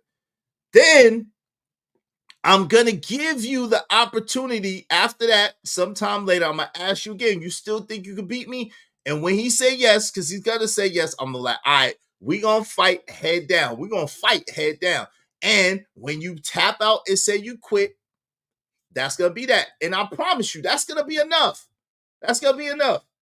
When I whip his tail, it ain't going to take much. It's going to take like 2-3 real good man punches because I know where to hit him at and take the fight out of him. And then he going to understand like, damn, all right, cool. I can't beat my dad and I ain't going to try no more. And then we're going to be good. That's how that happens. That's how that happens. If you don't abuse them, you can't abuse them. But if you abuse them, they're gonna get your ass. I'm just gonna let you know. If you abuse your sons, they're gonna find a way to get you. Okay, period. If you abuse them, they're gonna find a way to get you. But if you don't abuse them, and if you have a good relationship with them, you talk to them, you understand that part of developing is they're gonna challenge you, they're gonna try to test you, they're gonna try to try you. You know what I'm saying? That comes with the territory. And then take little man to lunch or hoop. Yeah, something like that. Yeah. Shout out to my man Trey Ferg in the building. What's going on, good brother? If they're being disrespectful and you have to put pause on them, you are failing as a parent. That's interesting. Welcome back, Queen Sanaa. You good? Yeah, I don't know what happened. Me neither. Mm-hmm. Hey, Roswell said you'll be old by then, and boom, he got you in a headlock. Nah, we fight head down. We fisticuffs. We fight head down. Ain't no headlock. Because if you try to put me in a headlock, I'm tearing them ribs up. Bang, bang. You know what I'm saying? It's gonna be over anyway. So I ain't worried about it. I'm not really worried about it. Because if he try to abuse me, I'm gonna tell him like my dad told me, I'm gonna shoot you in the kneecaps. If you that's just what it's gonna be. If I'm gonna be in my wheelchair and old and you try to abuse me, I'm going to shoot you in the kneecaps. This is what's gonna happen. Now is I stay in the weight room. All right, cool. It happens. You say I need to get in the weight room, Jimmy Rucker, to be ready. Yeah, I always told my sons, when I think you want some, I'm a John Claude kick you in your back. Yeah, I'm not gonna do it in the back. You're gonna hurt him in the back. You gotta do it in the chest. Because if you do it in the chest, his chest could take it. He not gonna be able to breathe for a couple of seconds, but his chest could take it. If you do it in the back, you might break his spine or something like that. You don't want to do that. But I just want him to understand that I ain't the one to play with. Okay. So listen, if y'all want to open up this panel and y'all want to chop it up, we just need 7 more people, at least $10 a piece to the Cash App, and we will open up the panel and we will chop it up. So what say you on this, Queen Sanaa? Do you think that there should be a different way of disciplining physically your daughters from your son, and why, and what do you think it is? Yes, because like you said earlier, well, if you're a father, at the very least, you don't want to teach your daughter that being hit by men is the norm, so that you don't have to worry about growing up and getting dog walked, so to speak. Nor do you feel comfortable with that physical interaction between you and a male. I don't know how to raise a young man to be a man. So I think that a man could determine a little better, but I think it would be a healed man that would determine a little better, because he can equally damage his son and alienate his relationship with his son, and also raise him to be a physically aggressive man who can't resolve conflict without violence, right? But that's on them to deal with. Young women, girls being disciplined by their mothers, yes, should be disciplined differently from boys, because we are raising women, right? And we are raising women to be women, not to be hood rats, not to be MMA fighters. If that's what they choose to be later, that's fine.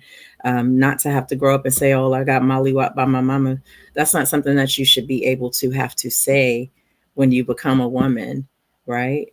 And all this pulling hair and hitting young girls in the face.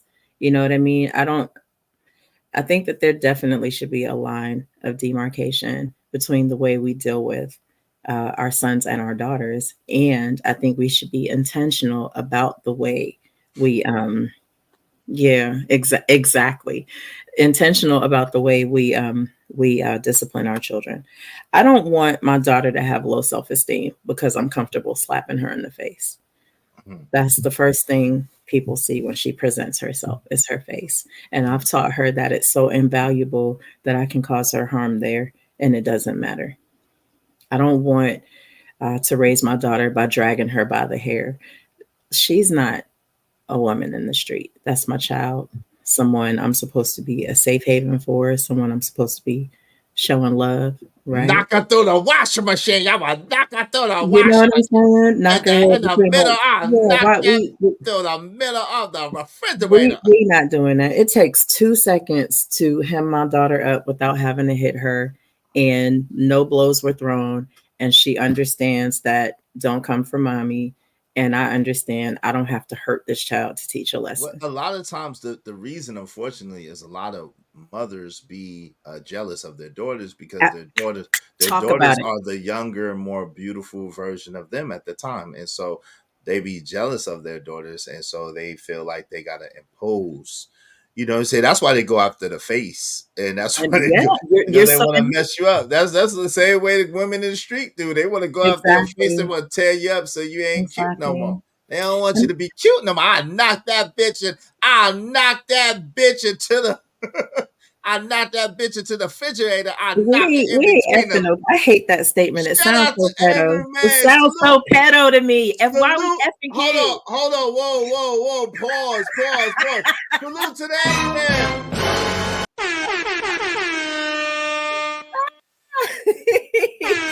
What's up, Angry Man? Boy, it's good.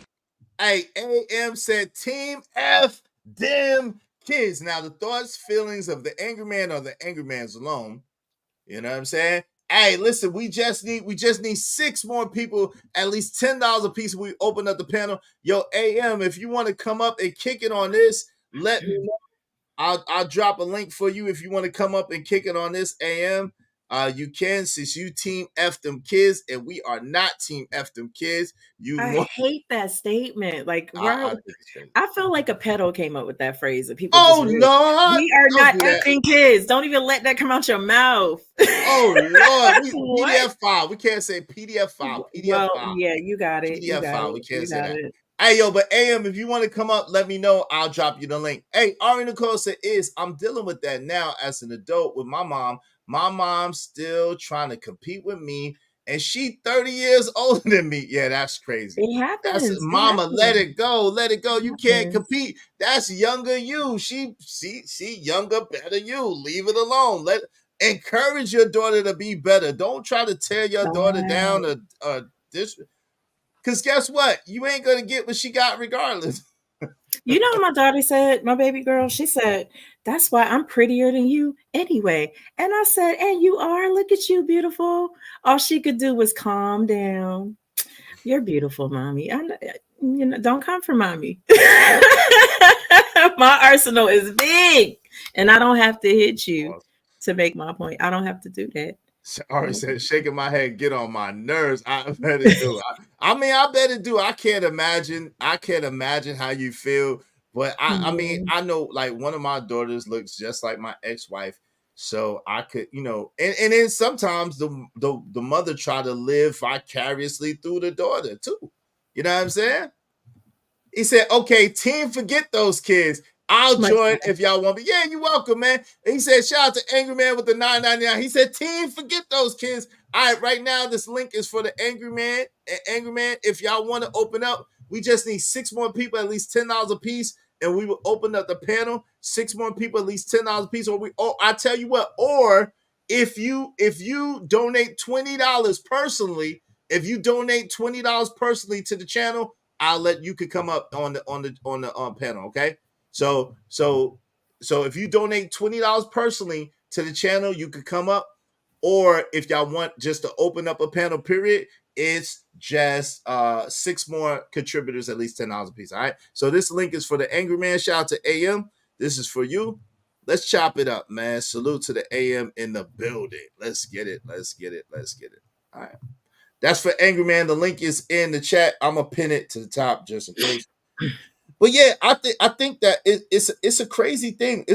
I don't understand though why a mother would be jealous of her daughter, or why a mother would try to live vicariously through her daughter. Like, I don't understand that.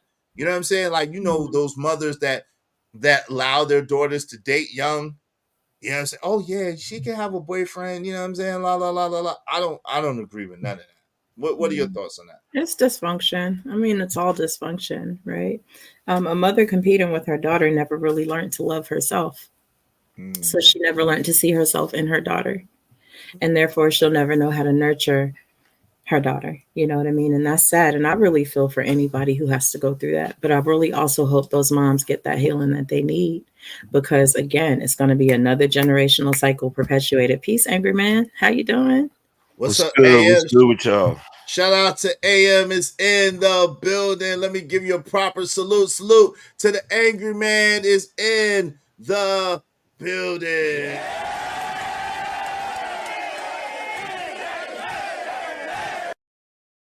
Shout out to Ari. She said, hey, AM. She said, this is a great convo, and I've been laughing a lot. My mom blames me for stunting her growth. Damn. And listen, Ari, if you're able and you put $10 more, you could come up too. If you put $10 more to the Cash App, you could come up too. If y'all want to open it up to everybody, we just need at least 6 more people, at least $10 a piece. We'll open up to everybody. So, AM, how long you been listening? What do you say on this besides team forget the kids or team F them kids? What say you, good brother? What say you? I've been listening probably about 5 or 10 minutes. Okay. Interesting topic. Mm-hmm. I really don't like everything I thought I knew about raising children. I figured out that I don't know. When did you figure that out?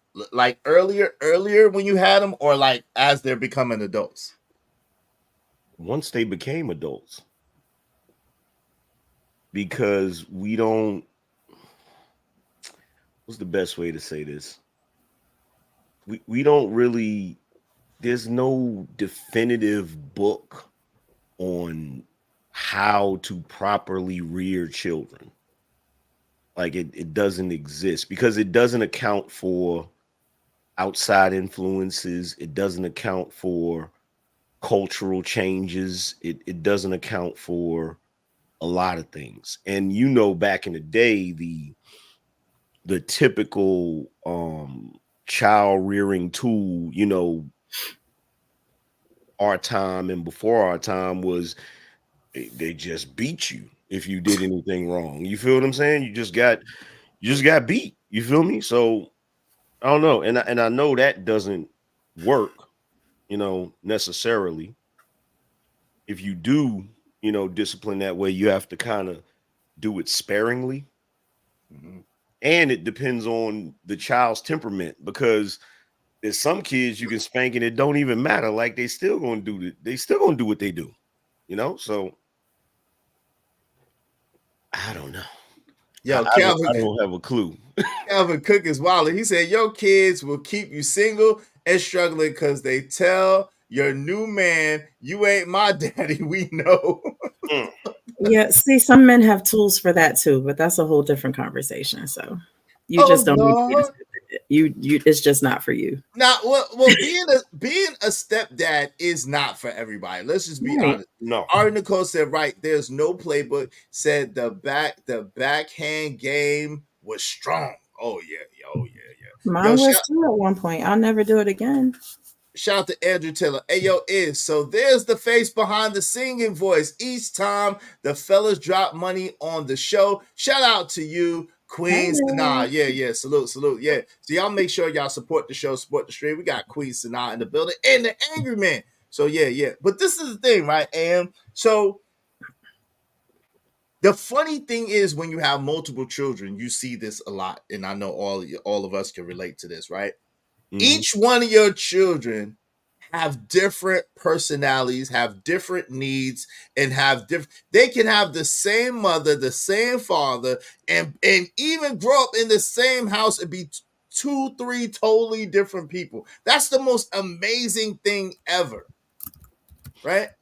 It's just like it's the most amazing thing ever. And so it's really true what Queen Sanaa was saying earlier is you got to kind of get to know your children individually as individuals and kind of cater whatever rewards or whatever discipline according to how they are as people. Now, I'm fortunate. I have 2 boys and 2 girls, right? So I'm sure, AM, I know you have 3 boys. How is that dynamic? And how do you think that it would be different? But you raise girls too. So how is that dynamic and how is that in relation to raising daughters? Like, I thought raising boys would be easier, but it's not. It's harder the older they get.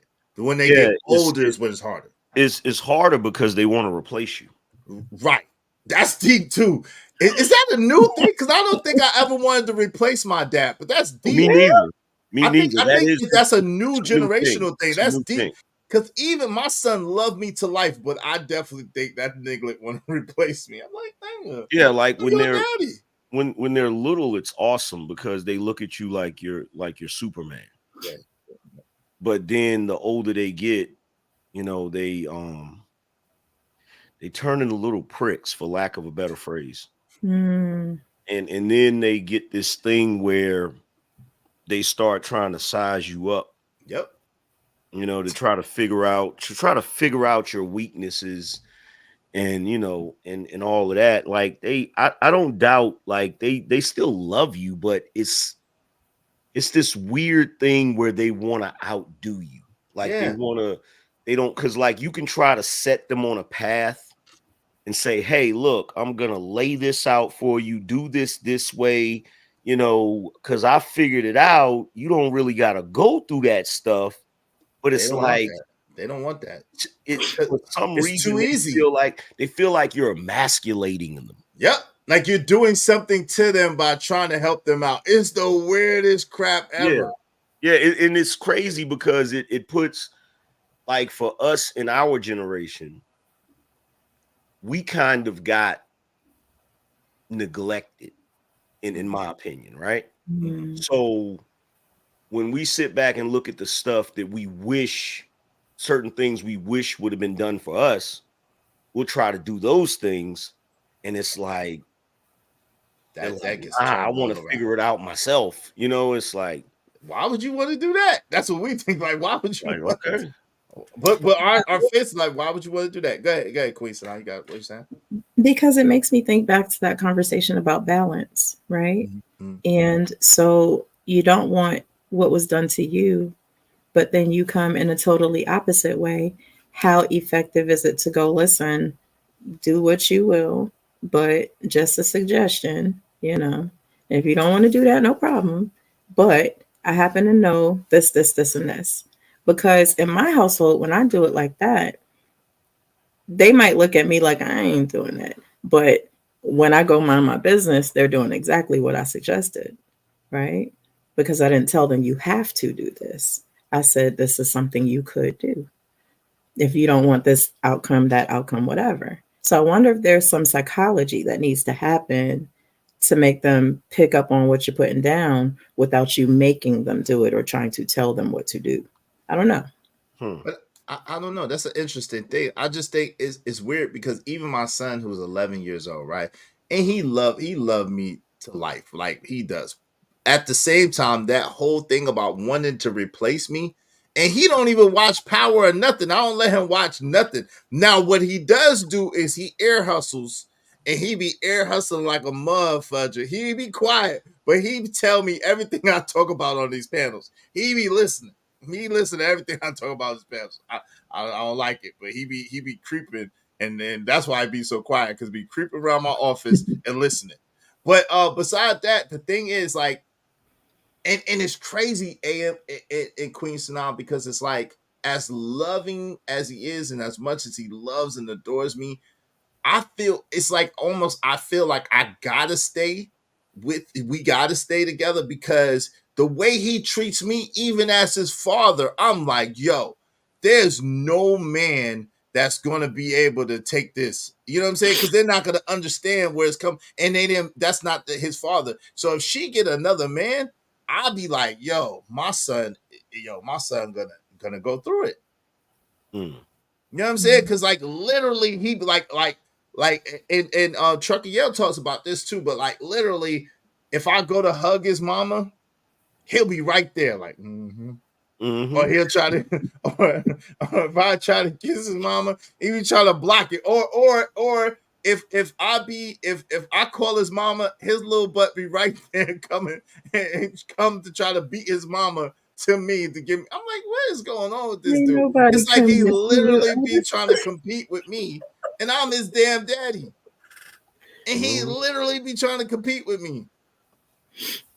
He be like, yeah, that's why mama said this to me. She didn't say that to you. I'm like, Oh my Lord. move. I tell you what, I salute you for doing it again. Mm-hmm. I couldn't do it again.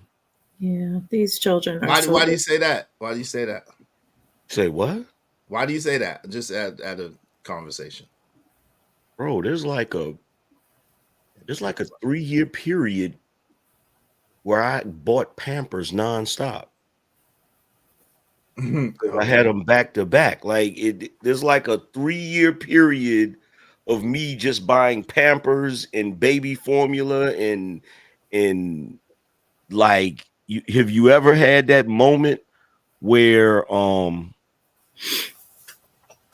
you got one kid that doesn't like to sleep, and you're laying on the floor next to the car seat, the carrier, and you're rocking the carrier trying to like halfway sleep while you're rocking there's no way I'm doing that ever. It was so bad, but my son is 11 now, so it's different, and he was a great kid. But yes, absolutely, I did. And I think it's different, like because mine are like stair steps too. The older three, they were back to back to back. So I think it's different when you have 3 kids in the house back to back to back because they all be different. But it was so bad with my youngest that I had to go at that time. I had to go and we had to take her in the car and I had to drive around the block in order for her to go to sleep. So yes, I definitely know about. I definitely know all about that. Yeah. That was my firstborn. That should have been my last time. But my twins are different. Like when you say you'll never do it again, yeah, my twins are 10 now, but kids now are so different than kids were 10 years ago, 11 years ago. That's true. And, you know what I mean? And kids 11 years ago are very different from kids before that. I don't know what it is. Yes, I do. The food, the environment, the internet, and all that. These kids are insane. Yeah, the stuff they tell you, yo, AM, the stuff they tell you at 10 and 11, yo, you wouldn't believe the stuff that come out their mouth. Like, what are you talking about? Like, yo, my son is wild. I just had a 5-year-old tell me, because we was playing, and I was like, "You don't want the smoke?" And he's like, "Yes, I do. I want all the smoke." Yeah. What the hell? Okay.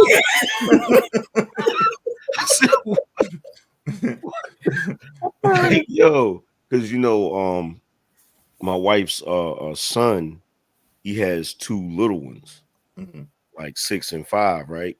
And just looking at the way they function compared to the way my kids functioned at that age, it's drastically different. You feel what I'm saying?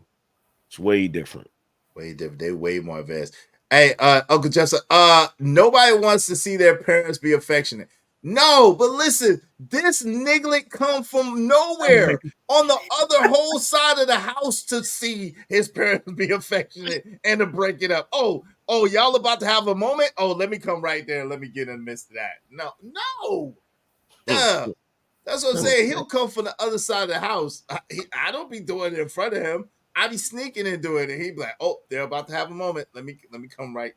Yeah, because he wants to stay the only child in the house. No, he doesn't. He absolutely doesn't. He absolutely is crazy because he absolutely wants a little brother or sister. And I'm like, that ain't happening. But I did say to him, I said, listen, if you always there, how do you expect to get a brother or sister? Like, you always right there. How you expect it? My God. I'm just curious.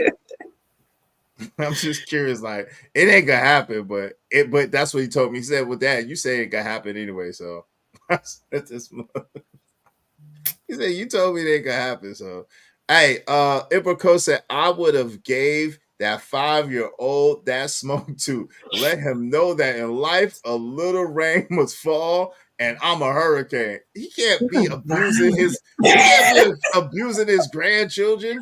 Emperor Kojak is violent. He is. He can't be abusing his grandchildren, Ibrako. You know what I'm saying? Part of the fun of being a grandparent is spoiling the kids and sending them home to their parents. Facts. I wouldn't know. And then denying the babysit. Yeah, I don't know yet either, but I'm not ready. I'm not ready yet either. Shit. I'm not ready. I said I need at least 5 more years, I think. 10. I don't know if I'll make it. 10. Mm-hmm. Yo, people be in their 30, people be 35. 10. That's their business. That's not my problem. That's not realistic. Like five more years, people like almost 30. That's cool. 5 more years. Well, if we're being honest, my older girls after the twins, they don't want to have no kids anyway. So I might say that right now. They say that right now. That's the other thing too. What's like that? The kids that are like in their 20s right now, like in their early 20s, like my kids, like they like all of our kids, yeah, like all of them are pretty much the same age bracket. They don't want to have no kids. No, but they say that now. They say that now. Smart. They say that now. They say that now. It's definitely gonna switch up. Well, my second oldest, and you know the one I'm talking about, is like I know he doesn't want to have any kids, and the reason why is because I put the curse on him. I told him, I said, you just wait. Oh, yeah. You just wait until you have a kid. It's gonna be 10 times worse. I cannot wait for that child. He don't want to give you that satisfaction. He don't want to give me that satisfaction. That's hilarious. Because I know, look, that's the one thing that I do know about these kids. Yeah. Once they get to that position, it is only then that they will fully appreciate you and understand actually what was going on. Yeah. And that's the sad part, though. That's the sad part, because that's a long time to have to wait. But that is the truth and the sad part. Like, and I said that I was like, yo, my son my older son will understand really what it is after he had a kid and go through with a woman. And he'll be like, God dog, my dad was a god doggone saint. That man tried to give me the world and everything in it, and I didn't do right. But it's sad that you gotta wait for all of that. You know what I'm saying? Right. When have kids not been hard headed though? But hard headed is one thing. Hard headed is one. It's a little different. It's different. It ain't just hard headed. Because I think, and like AM said earlier, I think because with us, we didn't have nobody stopped to give us the game. Nobody stopped to like let us know exactly what it is and what it's hitting for. So because of that, it's like it's much, much different. You know what I'm saying? We try to actually give them the game and actually try to put them on and try to, but it's like they resent us for it a little bit. It's like they're resenting the position that we're in, almost like they want to be in the position without having to do any work or without having to have any pain. And someone said that in my channel the other day. They don't want to go through any pain. My son actually told me that. I'm gonna say it. He told me he don't want to go through any pain. I'm like, yo, then you're not gonna be a winner. There's no such thing as being a winner without going through pain. Everything in life, in order to grow, there must be a certain level of pain in order to grow. Think about it. When you're getting taller, there's pain. When you're exercising, there's pain. When you're learning new things, there's pain. There's no place where you're growing, getting better, and going to a new level where there's no sense of pain. There's no place. Can y'all correct me if I'm wrong? What place can you get better, go to a new level where there's no pain at all? You're right. But the problem is in this day and time, the struggle is glorified. And it's glorified from the angle of they talk about the struggle, but they don't show you the struggle. So when you listen to the music, if you listen to the music or you watch the TV shows nowadays, it's like when we were coming up, you look at hip hop, right? Mm-hmm. We were coming up, we look at hip hop. You had like the last episode of Yo MTV Raps. You got Method Man and Redman showing up with backpacks on like they just got off the bus. Mm-hmm. You feel what I'm saying? You got videos where dudes is just in jeans and a shirt and a bubble coat. Nowadays, the rappers are getting off of private jets, all kinds of jewelry, all kinds of but they're rapping about how they came from the bottom. So in this day and age, it's like the kids are seeing the finished result of beating the struggle, but never seeing the struggle. So they think they're supposed to just instantly get success, which is weird because they want to instantly get success, but they also want the war story of the struggle. Right. Without going through it. It doesn't really make any sense. It's really weird. Right. It's like my kids, like, I'll be peeping that and I'll be like, yo, y'all didn't really go through a real struggle. Like what you think a struggle is. Like, you don't have a point of reference. Mm-hmm. Because your struggle compared to my struggle when I was younger, when I was a freaking kid, I would have loved to have your struggle. Yo, but AM, with that being said, is it relative? So since they don't know what it's like to really struggle, right? And since they don't have our point of reference, is the things that they go through equivalent in that's the level where they're at? No. Because I get what you're saying. I get what you're saying. It's kind of like poverty in a third world country versus poverty here, right? Right. Nah, I wouldn't say so, because the way I look at it is the struggle that my kids think they went through. Mm-hmm. There are still kids in this day and age that's going through the struggle that we went through. Facts. You see what I'm saying? There's kids that's worse. You feel what I'm saying? Like I want to say from from like 14, 15 or something like that. All of these dudes had phones and I paid their bill. You feel what I'm saying? Like they got clothes and Jordans and video games, and you know what I'm saying? They didn't have no, like, I don't think they've ever, like, I've never heard one of them say, oh, we had to go to sleep hungry.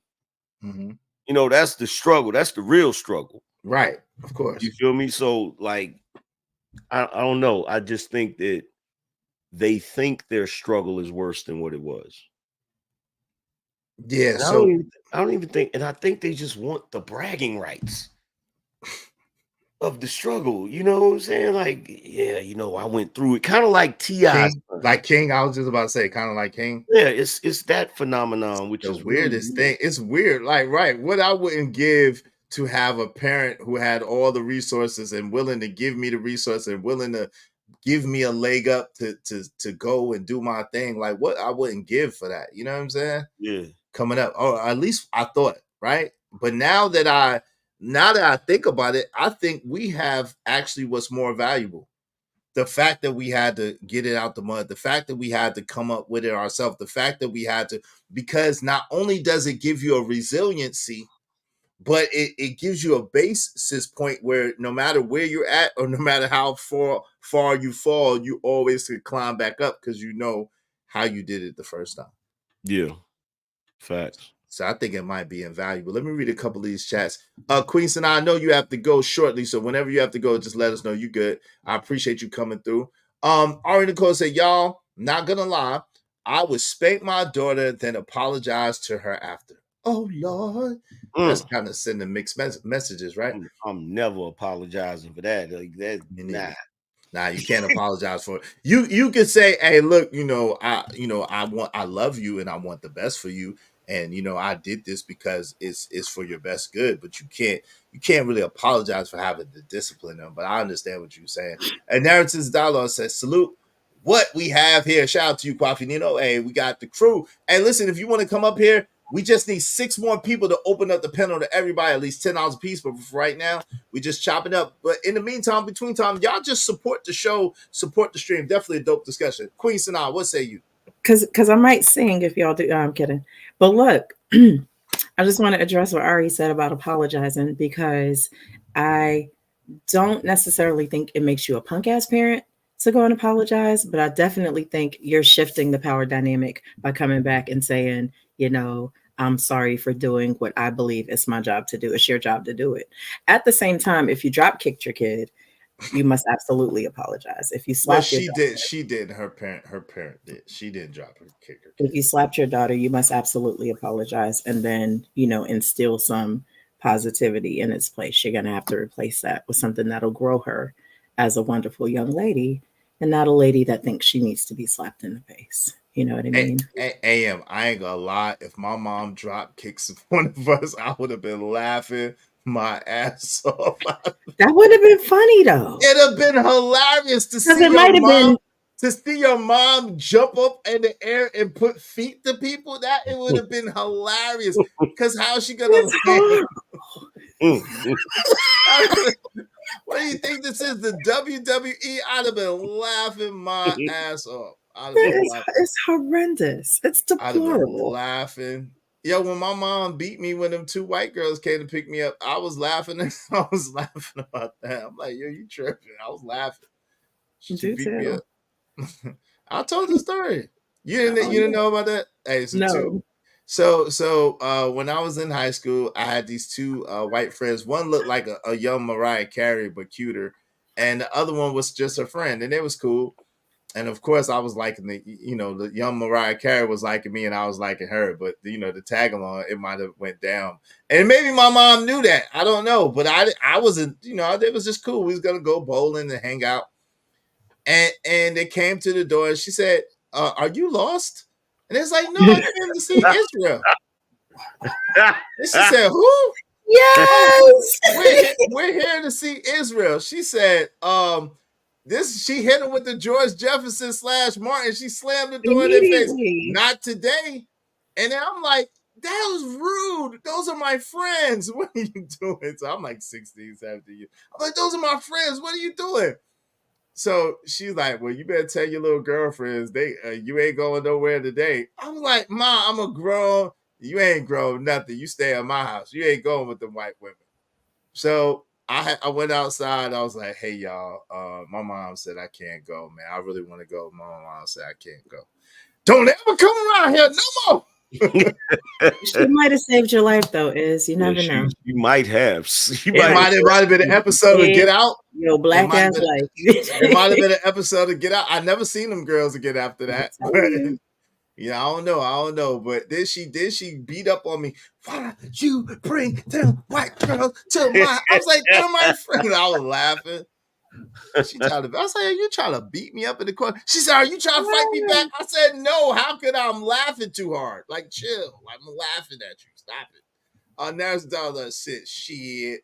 Wanda G was no joke. She was dangerous with her hands, aka mom and wild mother. Yeah, my mom. New York moms are different. Nah, my mom's a New York mom. She ain't hurting nothing. I was by the time I was 16, 17, I was way bigger than her, and none of that shit hurt. You was brave because I didn't even want to be in the room alone with a white girl. I'm not saying my son can't. I'm saying he better not, though. Y'all are wild. Hey, shout out to Scorched Earth. Things that could go wrong in that scenario. That's all I'm saying. We was in the car. Hey, AM, what's up? And Izzy, whip them kids' butt. Shout out to Scorched Earth, $2. Thank you, family. Y'all be like Scorched Earth, like Ari Nicole, like Jay Lewis and Ogu Network coming soon. And Amanda Angry Man. Y'all support the show, support the stream. You know what I mean? Ari said that's true, but they're not ready for our position. Nope, not at all. Yo, Emperor Cole said exactly, Izzy, life is pain and pain is life. It's a part of becoming a man and manhood. Yeah, it's a part of growing, period, really, to be real with you. But that sounds like my ex-son-in-law. He wants my daughter to take him off child support because he says he's working too hard. The F, he's 28 years old and owns $1.6 million worth of property. Oh, Lord. I don't know. Get that man a break, Ari. Get that man on hashtag, get that man on child support. Absolutely, AM. And as a grandpa, all the rules I made with my sons, I'm breaking. Grandkids breakfast with grandpa cake. See, that's that bull crap. That's what I know. That's what I know. That's what y'all do. Y'all, the ex-son-in-law is wild. Why? Because he want to break. he gonna pay for them kids. Y'all stop making that man go to child support though. I don't know. I can't agree with you on that one, Ari.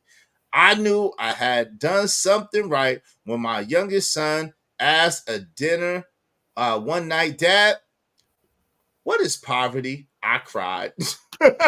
Awesome. I'm here for it. Hey, the caller, like I see it, so says Shawn Michaels style missile drop kick. Yo, that's hilarious. Stop beating up them kids. That's hey, Uncle Jeff, imagine your teenage kid in his room with a freaking iMac you just bought him and a freaking I forgot the name of that interface that you use, you know, the one for studios and stuff. Imagine him in the room spitting a whole hot verse about the struggle. That he don't know nothing about. You walk by listening to it, like, wait a minute. Ain't nobody in here struggling, but he in there spitting a whole hot 16 about a struggle. Like, hey, look, he using his imagination, son. He using his imagination. Hey, Scorched Earth, $2 says, Scripture says to be harsh him, it won't delete him. To be harsh with him, it won't delete him. Oh, Lord, shout out to you, man. I appreciate y'all. Appreciate y'all. Thank y'all for hitting the Cash App and Super Chat. Y'all continue to support the show, support the stream. If y'all will open up the panel, we just need 6 more people, at least $10 a piece, and we will do so. Make money, make money. When shit hit the fan, we'll take money.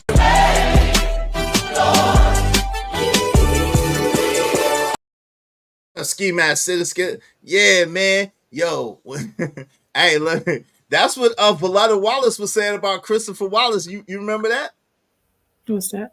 That's what Biggie's mom was saying about Biggie. She was like, "What? We had Christopher had everything. What does he mean?" I remember when Christmas missed us, no heat. She was like, that didn't happen. Well, I don't know, because black mamas do that sometimes too. That never happened. Yeah, I remember. I was there. That's true. They do be lying. If 5 of us are saying the same thing, 6 yeah, of they us do be having convenient amnesia. Let's don't do that. You Yeah. ain't get in trouble. But I they do mean, be I don't having know. convenient amnesia. Though. Maybe she don't want to be embarrassed. However, what Right. your friend said, be But harsh. hold on. You got me started. What if they tell you to yourself that you lying about something you know that happened and you got witnesses? It's like, yeah, you ain't never eat no spam. Shit, you shitting me. It ain't just black mamas, it's black fathers too. Oh, word? Okay. Oh yeah, they get amnesia. Oh yes. I don't think my pops did. Word. I haven't experienced that with mine. I didn't experience that with my pops though.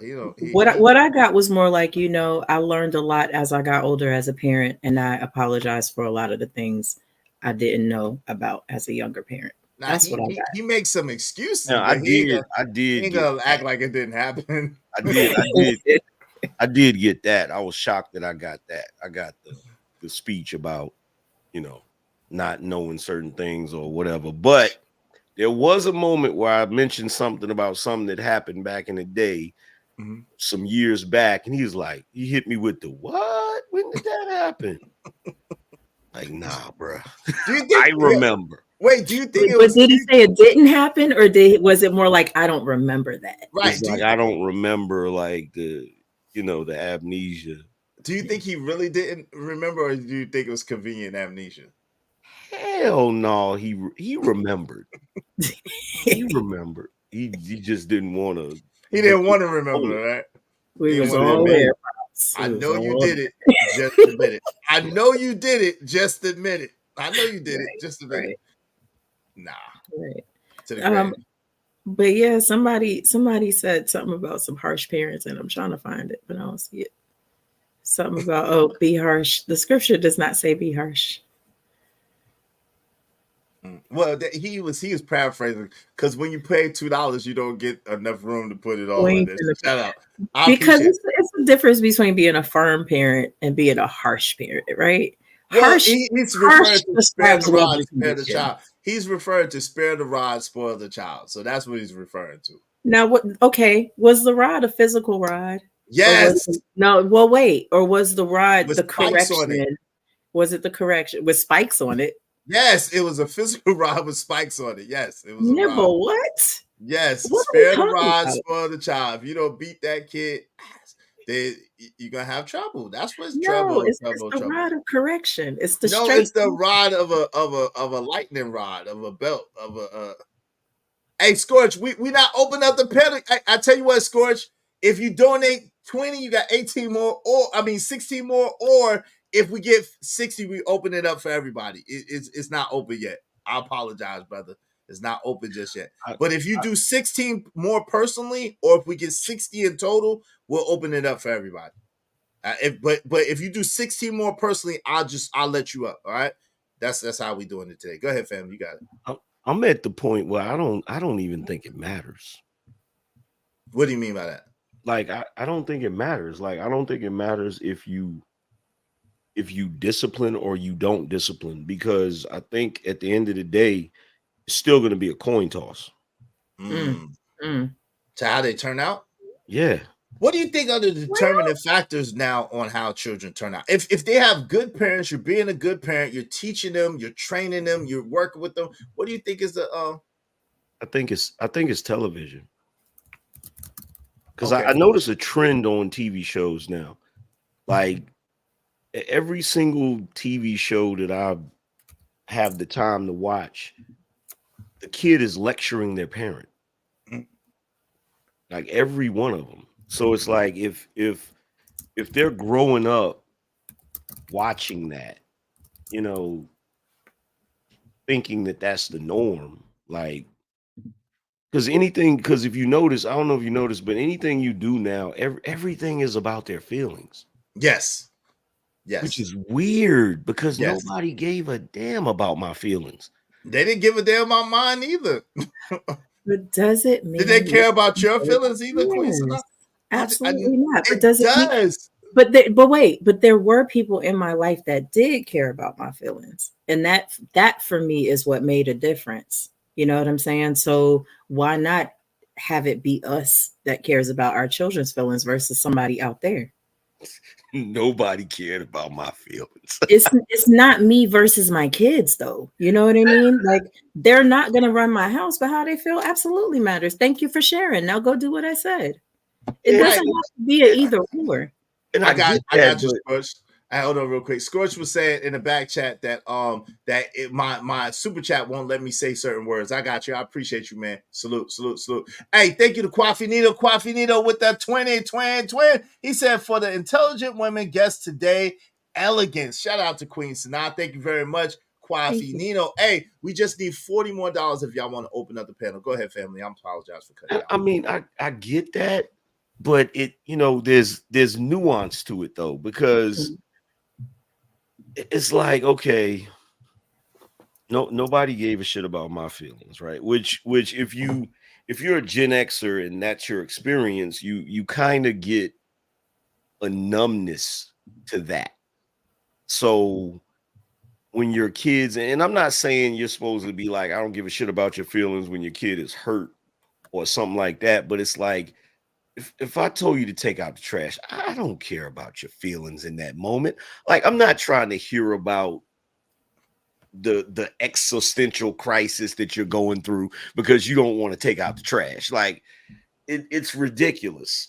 And it becomes everything. Like, everything is about your feelings. It's like, bro, like, come on, man. And it's crazy because I got one that wants to be the hardest dude on the planet and also talk about his feelings. It's the like, most sensitive. He's a sensitive thug. They all need hugs. Hey, that's how it is. It's a struggle. Like, it's because he feels so deeply that he's tough, brother. You don't understand. Nah, bro, you gotta pick a struggle, because it's like it's kind of like the one dynamic that I keep noticing is they want you to do certain things for them on a regular basis, but they also want you to treat them like an adult. And it's like, wait a minute, how are you? No, like it doesn't work that way. You can't have it both ways. Exactly. Yeah. No, you're right. So in other words, for the layman out there, for the uninitiated, if you want your parents to treat you like an adult, that means you need to have your own car that you're paying for with your car insurance. That means you need to have your own place to live with your own roof over your head. That means you need to be paying your own bills, like your telephone bills, your cell phone bills. You need to be paying for you to get something to eat. And if your parents decide to do something for you, cool. But if you're relying on your parents to do any of those things or any combination of those things, that is the telltale sign that you're not ready to be grown yet. Then you're gonna watch your tone. That's how that goes. You know what? I genuinely, when I was younger, I used to think the Huxtables were mean because of some of the stuff they said. But now I fully understand it, like, completely. You feel me? With like, even on Friday, remember when Miss Pearlie asked Willie's like, how much do you love your son? He said not enough to pay his damn rent. And Heathcliff told Theo, I'm rich. We're not rich. I'm rich. Your mama's rich and I'm rich. You're not rich. Yeah, like, I remember they got on Shaq for saying something like that too. I have money, my kids don't have money. I mean, it's the facts.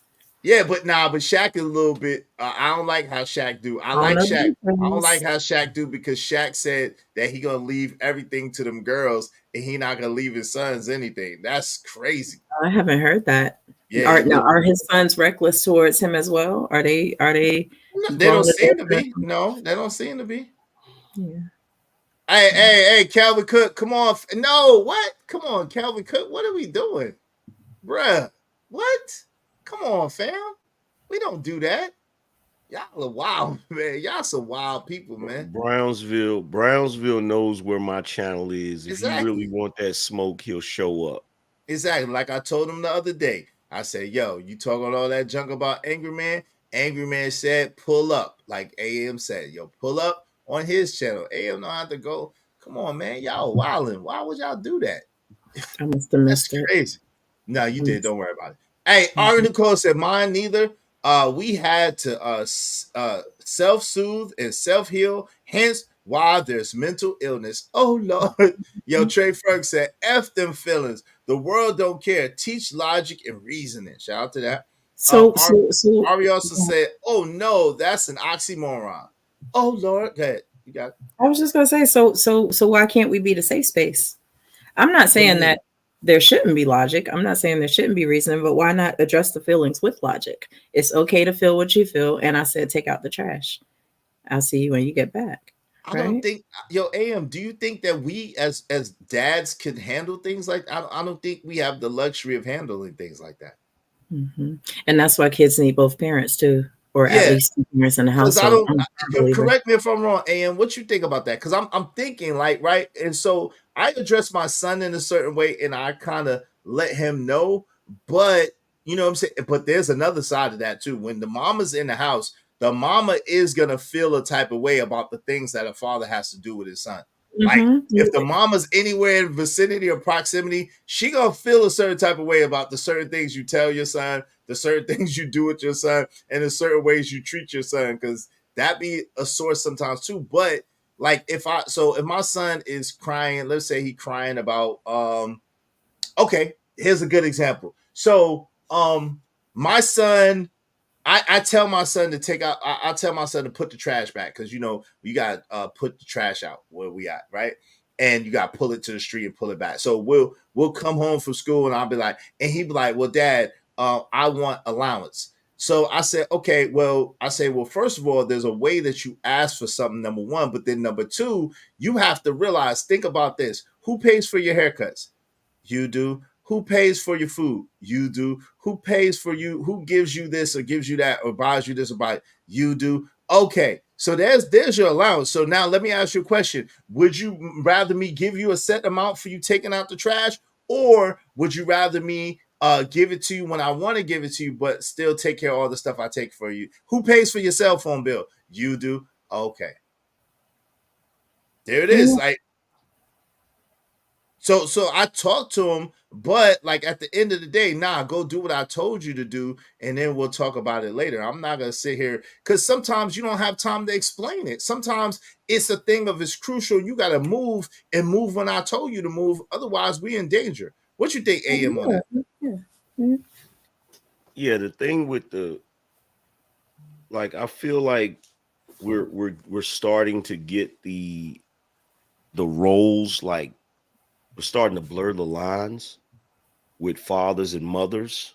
You know what I'm saying? I honestly feel like the fathers are better at being more on the other side and not in the feeling side of it.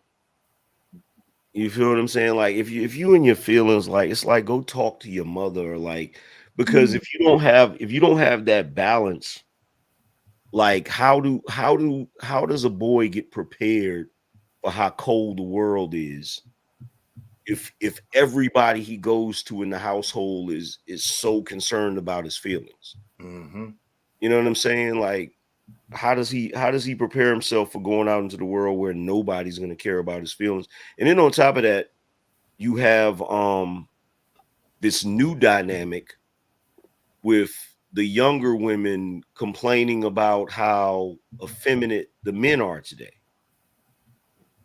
So now you have that where you have younger women saying, oh, these men are sassy, these men are effeminate, these men act more like mama's boys and all of that. And I think it's because there's a lack of that, that stern father figure that, he not really gonna have that many conversations with you about feelings. Right. Right. You know, he's going to talk more about, What is. what is and what you need to do. Yeah, But because we can't afford, and I'm gonna let you get in there. It's Okay. past two, just in case you Mhm. need, but I'm yeah, so with us, we understand that we don't have the luxury of going according to how we feel, because the world tells us as a man, F your feelings, right? The world tells us that. F your feelings. Okay, you don't like it, so what? F your feelings. You want this, so what? F your feelings. The world, we have to figure out a way to operate and to move in spite of our feelings. The truth is, if most of us operate according to our feelings, most of our kids wouldn't get a lot from us at all. Yeah, that's true. The thing though, I want to go back to what you said, AM, because you said we're not going to talk a lot about feelings, but you're still going to address them in some way. And no one wants you all to be softies, right? But you still love your son. That's your son. He's a reflection of you, right? Or the person you decided to raise if you're a step pops, right? So the thing about it is, if it's always you're beating his chest in, if it's always you're knocking him upside the head, if it's always you got to ball him up, if it's always you got to come at him with the hard talk, then there's no true difference between you and the world except that you're buying stuff or providing things, right? However, if you are sometimes allowing him to feel what he feels and he can safely do that with you, then he's not growing up feeling like everyone is against him. And I don't know, I'm not a man. I'm just thinking, it seems like that would be the trajectory. So of all the men that I know that say the world is stacked against y'all, why does it have to start in the home? Because it's not stacked. We're not stacked against our son. We're preparing our son. So it's like the football coach or like the army general that prepares his soldiers for war, or the football coach that prepares his troop for battle. Like, you gotta be prepared and rough and tough. You gotta be prepared and get your skin tough. At the same time, that's not abuse, or it's not tearing them down. It's building them up so that they could be prepared for it. Yeah, What's to you, AM? it's giving them the harsh reality in a controlled environment, Right. because you're doing it out of love. Out of love. You know what I'm saying? You're doing it like, I think in this day and age, we kind of ignore the fact that men express love in a different way. Like, we do it in a different way. We're not, the same as women per se, the way they express love. But it would be the same thing. Like, it has to be a balance, because it would be the same thing if you had a household where the mom and dad was just tough. Mm-hmm. And nobody cared about your feelings. Then you get the opposite end of it. Then you just become, resentful and jaded. You know what I'm saying? So, like, I think there has to be a balance there. I just think that when it comes to the emotional intelligence, or whatever you want to call it, I just think that that's the children get that from their mother, or should get it from their mother, because she's better equipped. Even in this conversation with the way you're talking about it, y'all are better equipped at that. Like, guys like me, like we're old school. Like, we weren't raised with that. Like, so it's like, it's hard to, even now, like, it's certain stuff that people do nowadays that it's uncomfortable for me, because it's not the norm. You know what I'm saying? It's different. Yeah. I get that. It makes me feel, I don't even have words for this feeling when I see a pops hug his son, you know what I mean, or put his arm around him, or give him praise, or reassure him. What I see is a man building a man. And I know that there are harsh realities and things like that. It's just that other piece, because if it's only coming from a mom, I believe that's what softens them up. No, but we do that. Yeah, we do that. We do that. But that's not the same thing. Yeah, we give them hugs and kids, tell them we're proud of them and stuff like that. You know what I'm saying? We do that, but it's not the same as if they're coming about their feelings, always focus on their feelings. That's not the same thing. We definitely give our sons hugs and tell them that we love them and tell them we're proud of them, and you know what I'm saying, and little pats on the head or whatever. We absolutely do that. But it's like at the end of the day, if my son is always coming to me about his feelings, I can't so important to his feelings, because I need him to understand that you got to move forward in spite of your feelings. You gotta be able to operate in spite of the way you feel. Sometimes as a man, we know that there's some shit you absolutely don't want to do, and it's not really in your own personal best interest, but it is in the best interest of the all. And so you make that's what the sacrifice is. That's where the sacrifices lie. And so that's where we you know what I'm saying, where we have to prepare our son for, you can't be see, now this is the thing, that feelings thing is kind of goes into the selfishness of how people look at, I feel like this, so I'm gonna operate like that. I feel like this, so I'm gonna treat this situation like that. Go ahead, Amy. You got it. Yeah, because it gets to that point where, and that's one thing I noticed with the younger kids, that, and I've had that discussion with my kids. Like I said, look, this whole thing with always being in your feelings, sometimes it comes off a little self-centered, where you think the entire world has to revolve around what you feel. It doesn't work that way. Even if your feeling is a legitimate feeling, like, everybody's not going to kowtow to that. So you still have to, you still have to be able to deal with people, even if you feel like the situation isn't going the way you want it to go, or you're not getting your way. Because really, that's what it's boiling down to. It's like this whole thing about constantly being in their feelings. A lot of times it comes from not being able to get their way. And we just live in a day and age now where us Gen Xers have overcompensated raising our children, and we've spoiled them. You know what I'm saying? We don't view it as spoiling, because we just view it as, okay, we're just giving them what they need or whatever. But in hindsight, when I look at it now, I'm like, these kids are spoiled. Made them downright entitled. I don't disagree. Screen time is a given. Tablets and whatnot are a given. That's something you earn in my household, if that's what you earn, because you might just earn going outside. Get on your bike. Get off the screen. Go be a kid, right? And also, I believe that we could stand to instill a little more logic in our daughters as well, because no matter who the human is, everything can't be about emotions and feelings and being lost in the sea of what this feels like. You have to learn how to acknowledge the feeling, decide how you're going to respond with logic, and move on. You can't stay stuck there. And that, I don't think that's just a boy-girl thing. It's probably more important for a man to instill that in his son. But women need to instill in their daughters. You can't just be wilding out, crashing out because you feel something. You can't be all going off in this dude's face because you feel something. You can't just pop off every few seconds and watch your tone. Logic is important all the way around. I think that's what dads, the importance of dads and the importance of the nuclear family, having both the mom and the dad.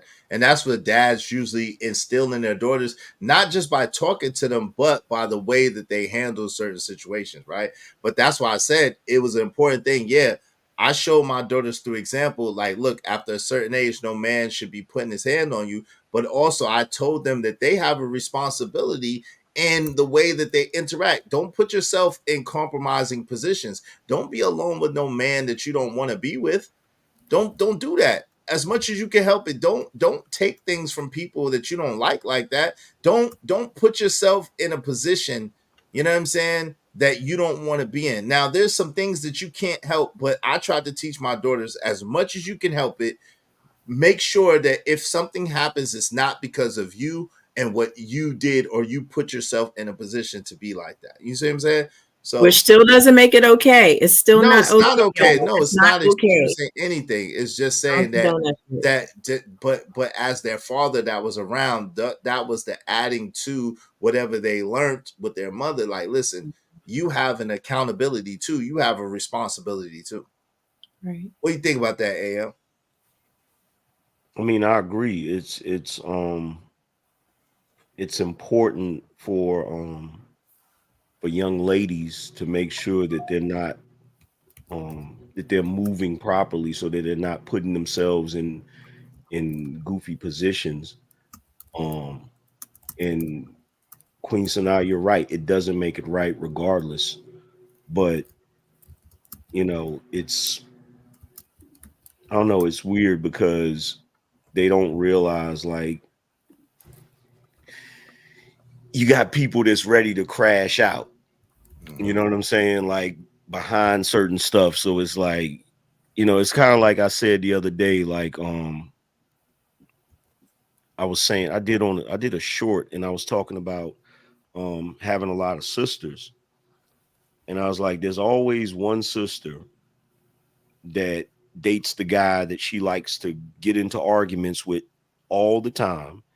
And then she wants to call you and tell you to come over there, and you go over there, y'all get into it.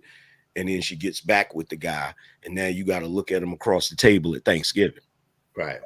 So it's like, no, if you're in a toxic situation with a dude and it's always toxic, like, you got to get out of that situation. Stay out of it. Yeah.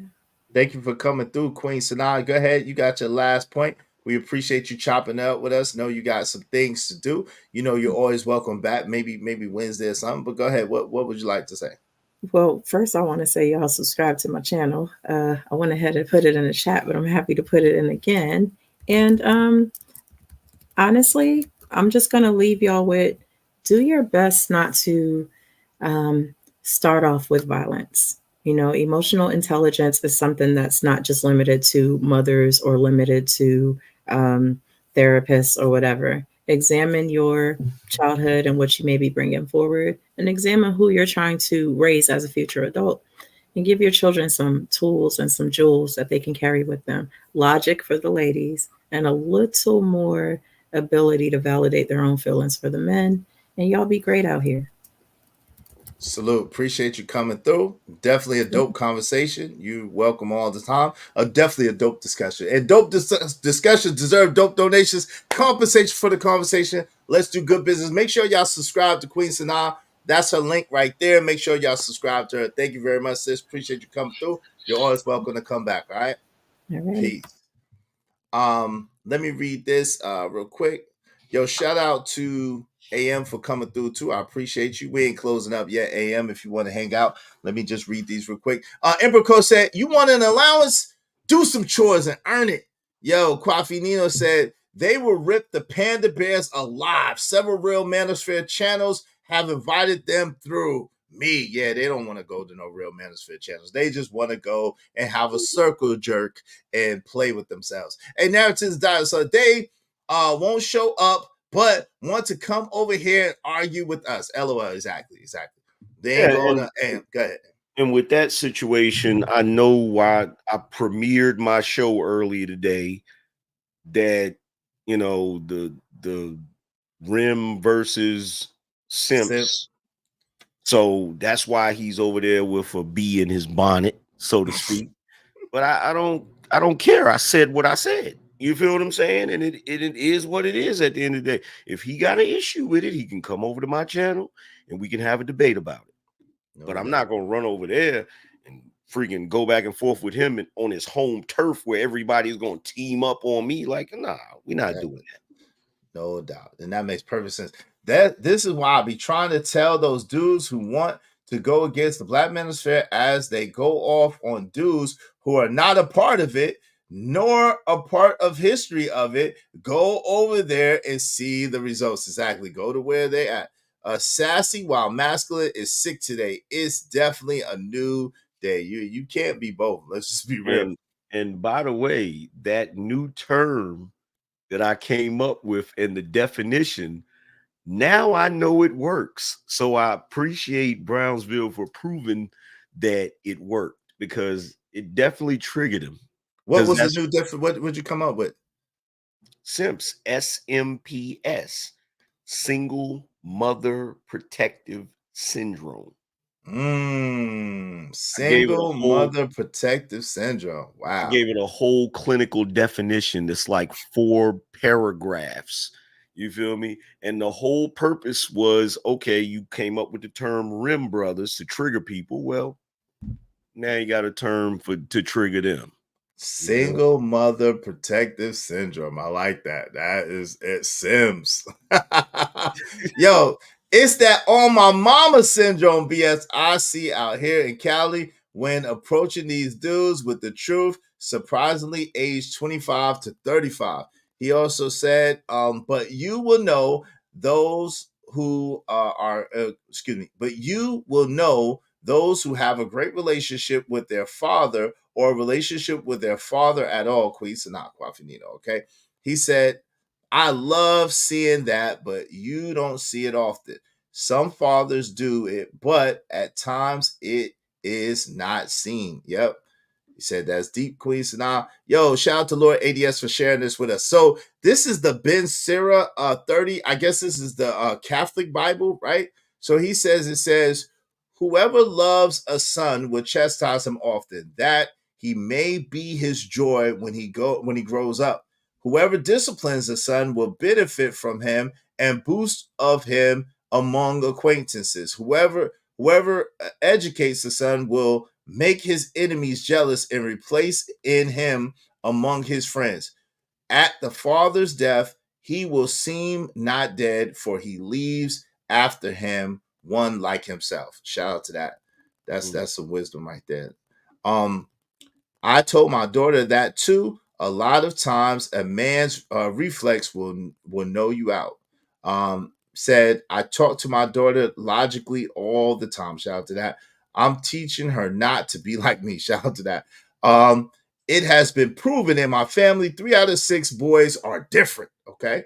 A lot of younger chicks be shocked when they end up alone with a man in a hotel room or the crib. He ain't trying to discuss world peace with you. God damn. Shit. I was one. I did not drink, smoke, or have baby mamas. Well, one has a baby mama and the other is 2 eldest are married. My youngest brother is in a different lifestyle. He's 26 and one is a drunk chef. Damn. Arm Nicole said, I will not put my brother in position to defend me. There's no coming back from that. Yeah, that's a real thing, like AM was saying. All the girls are educated and married. One, her husband is Korean, and they've been together 23 years and has a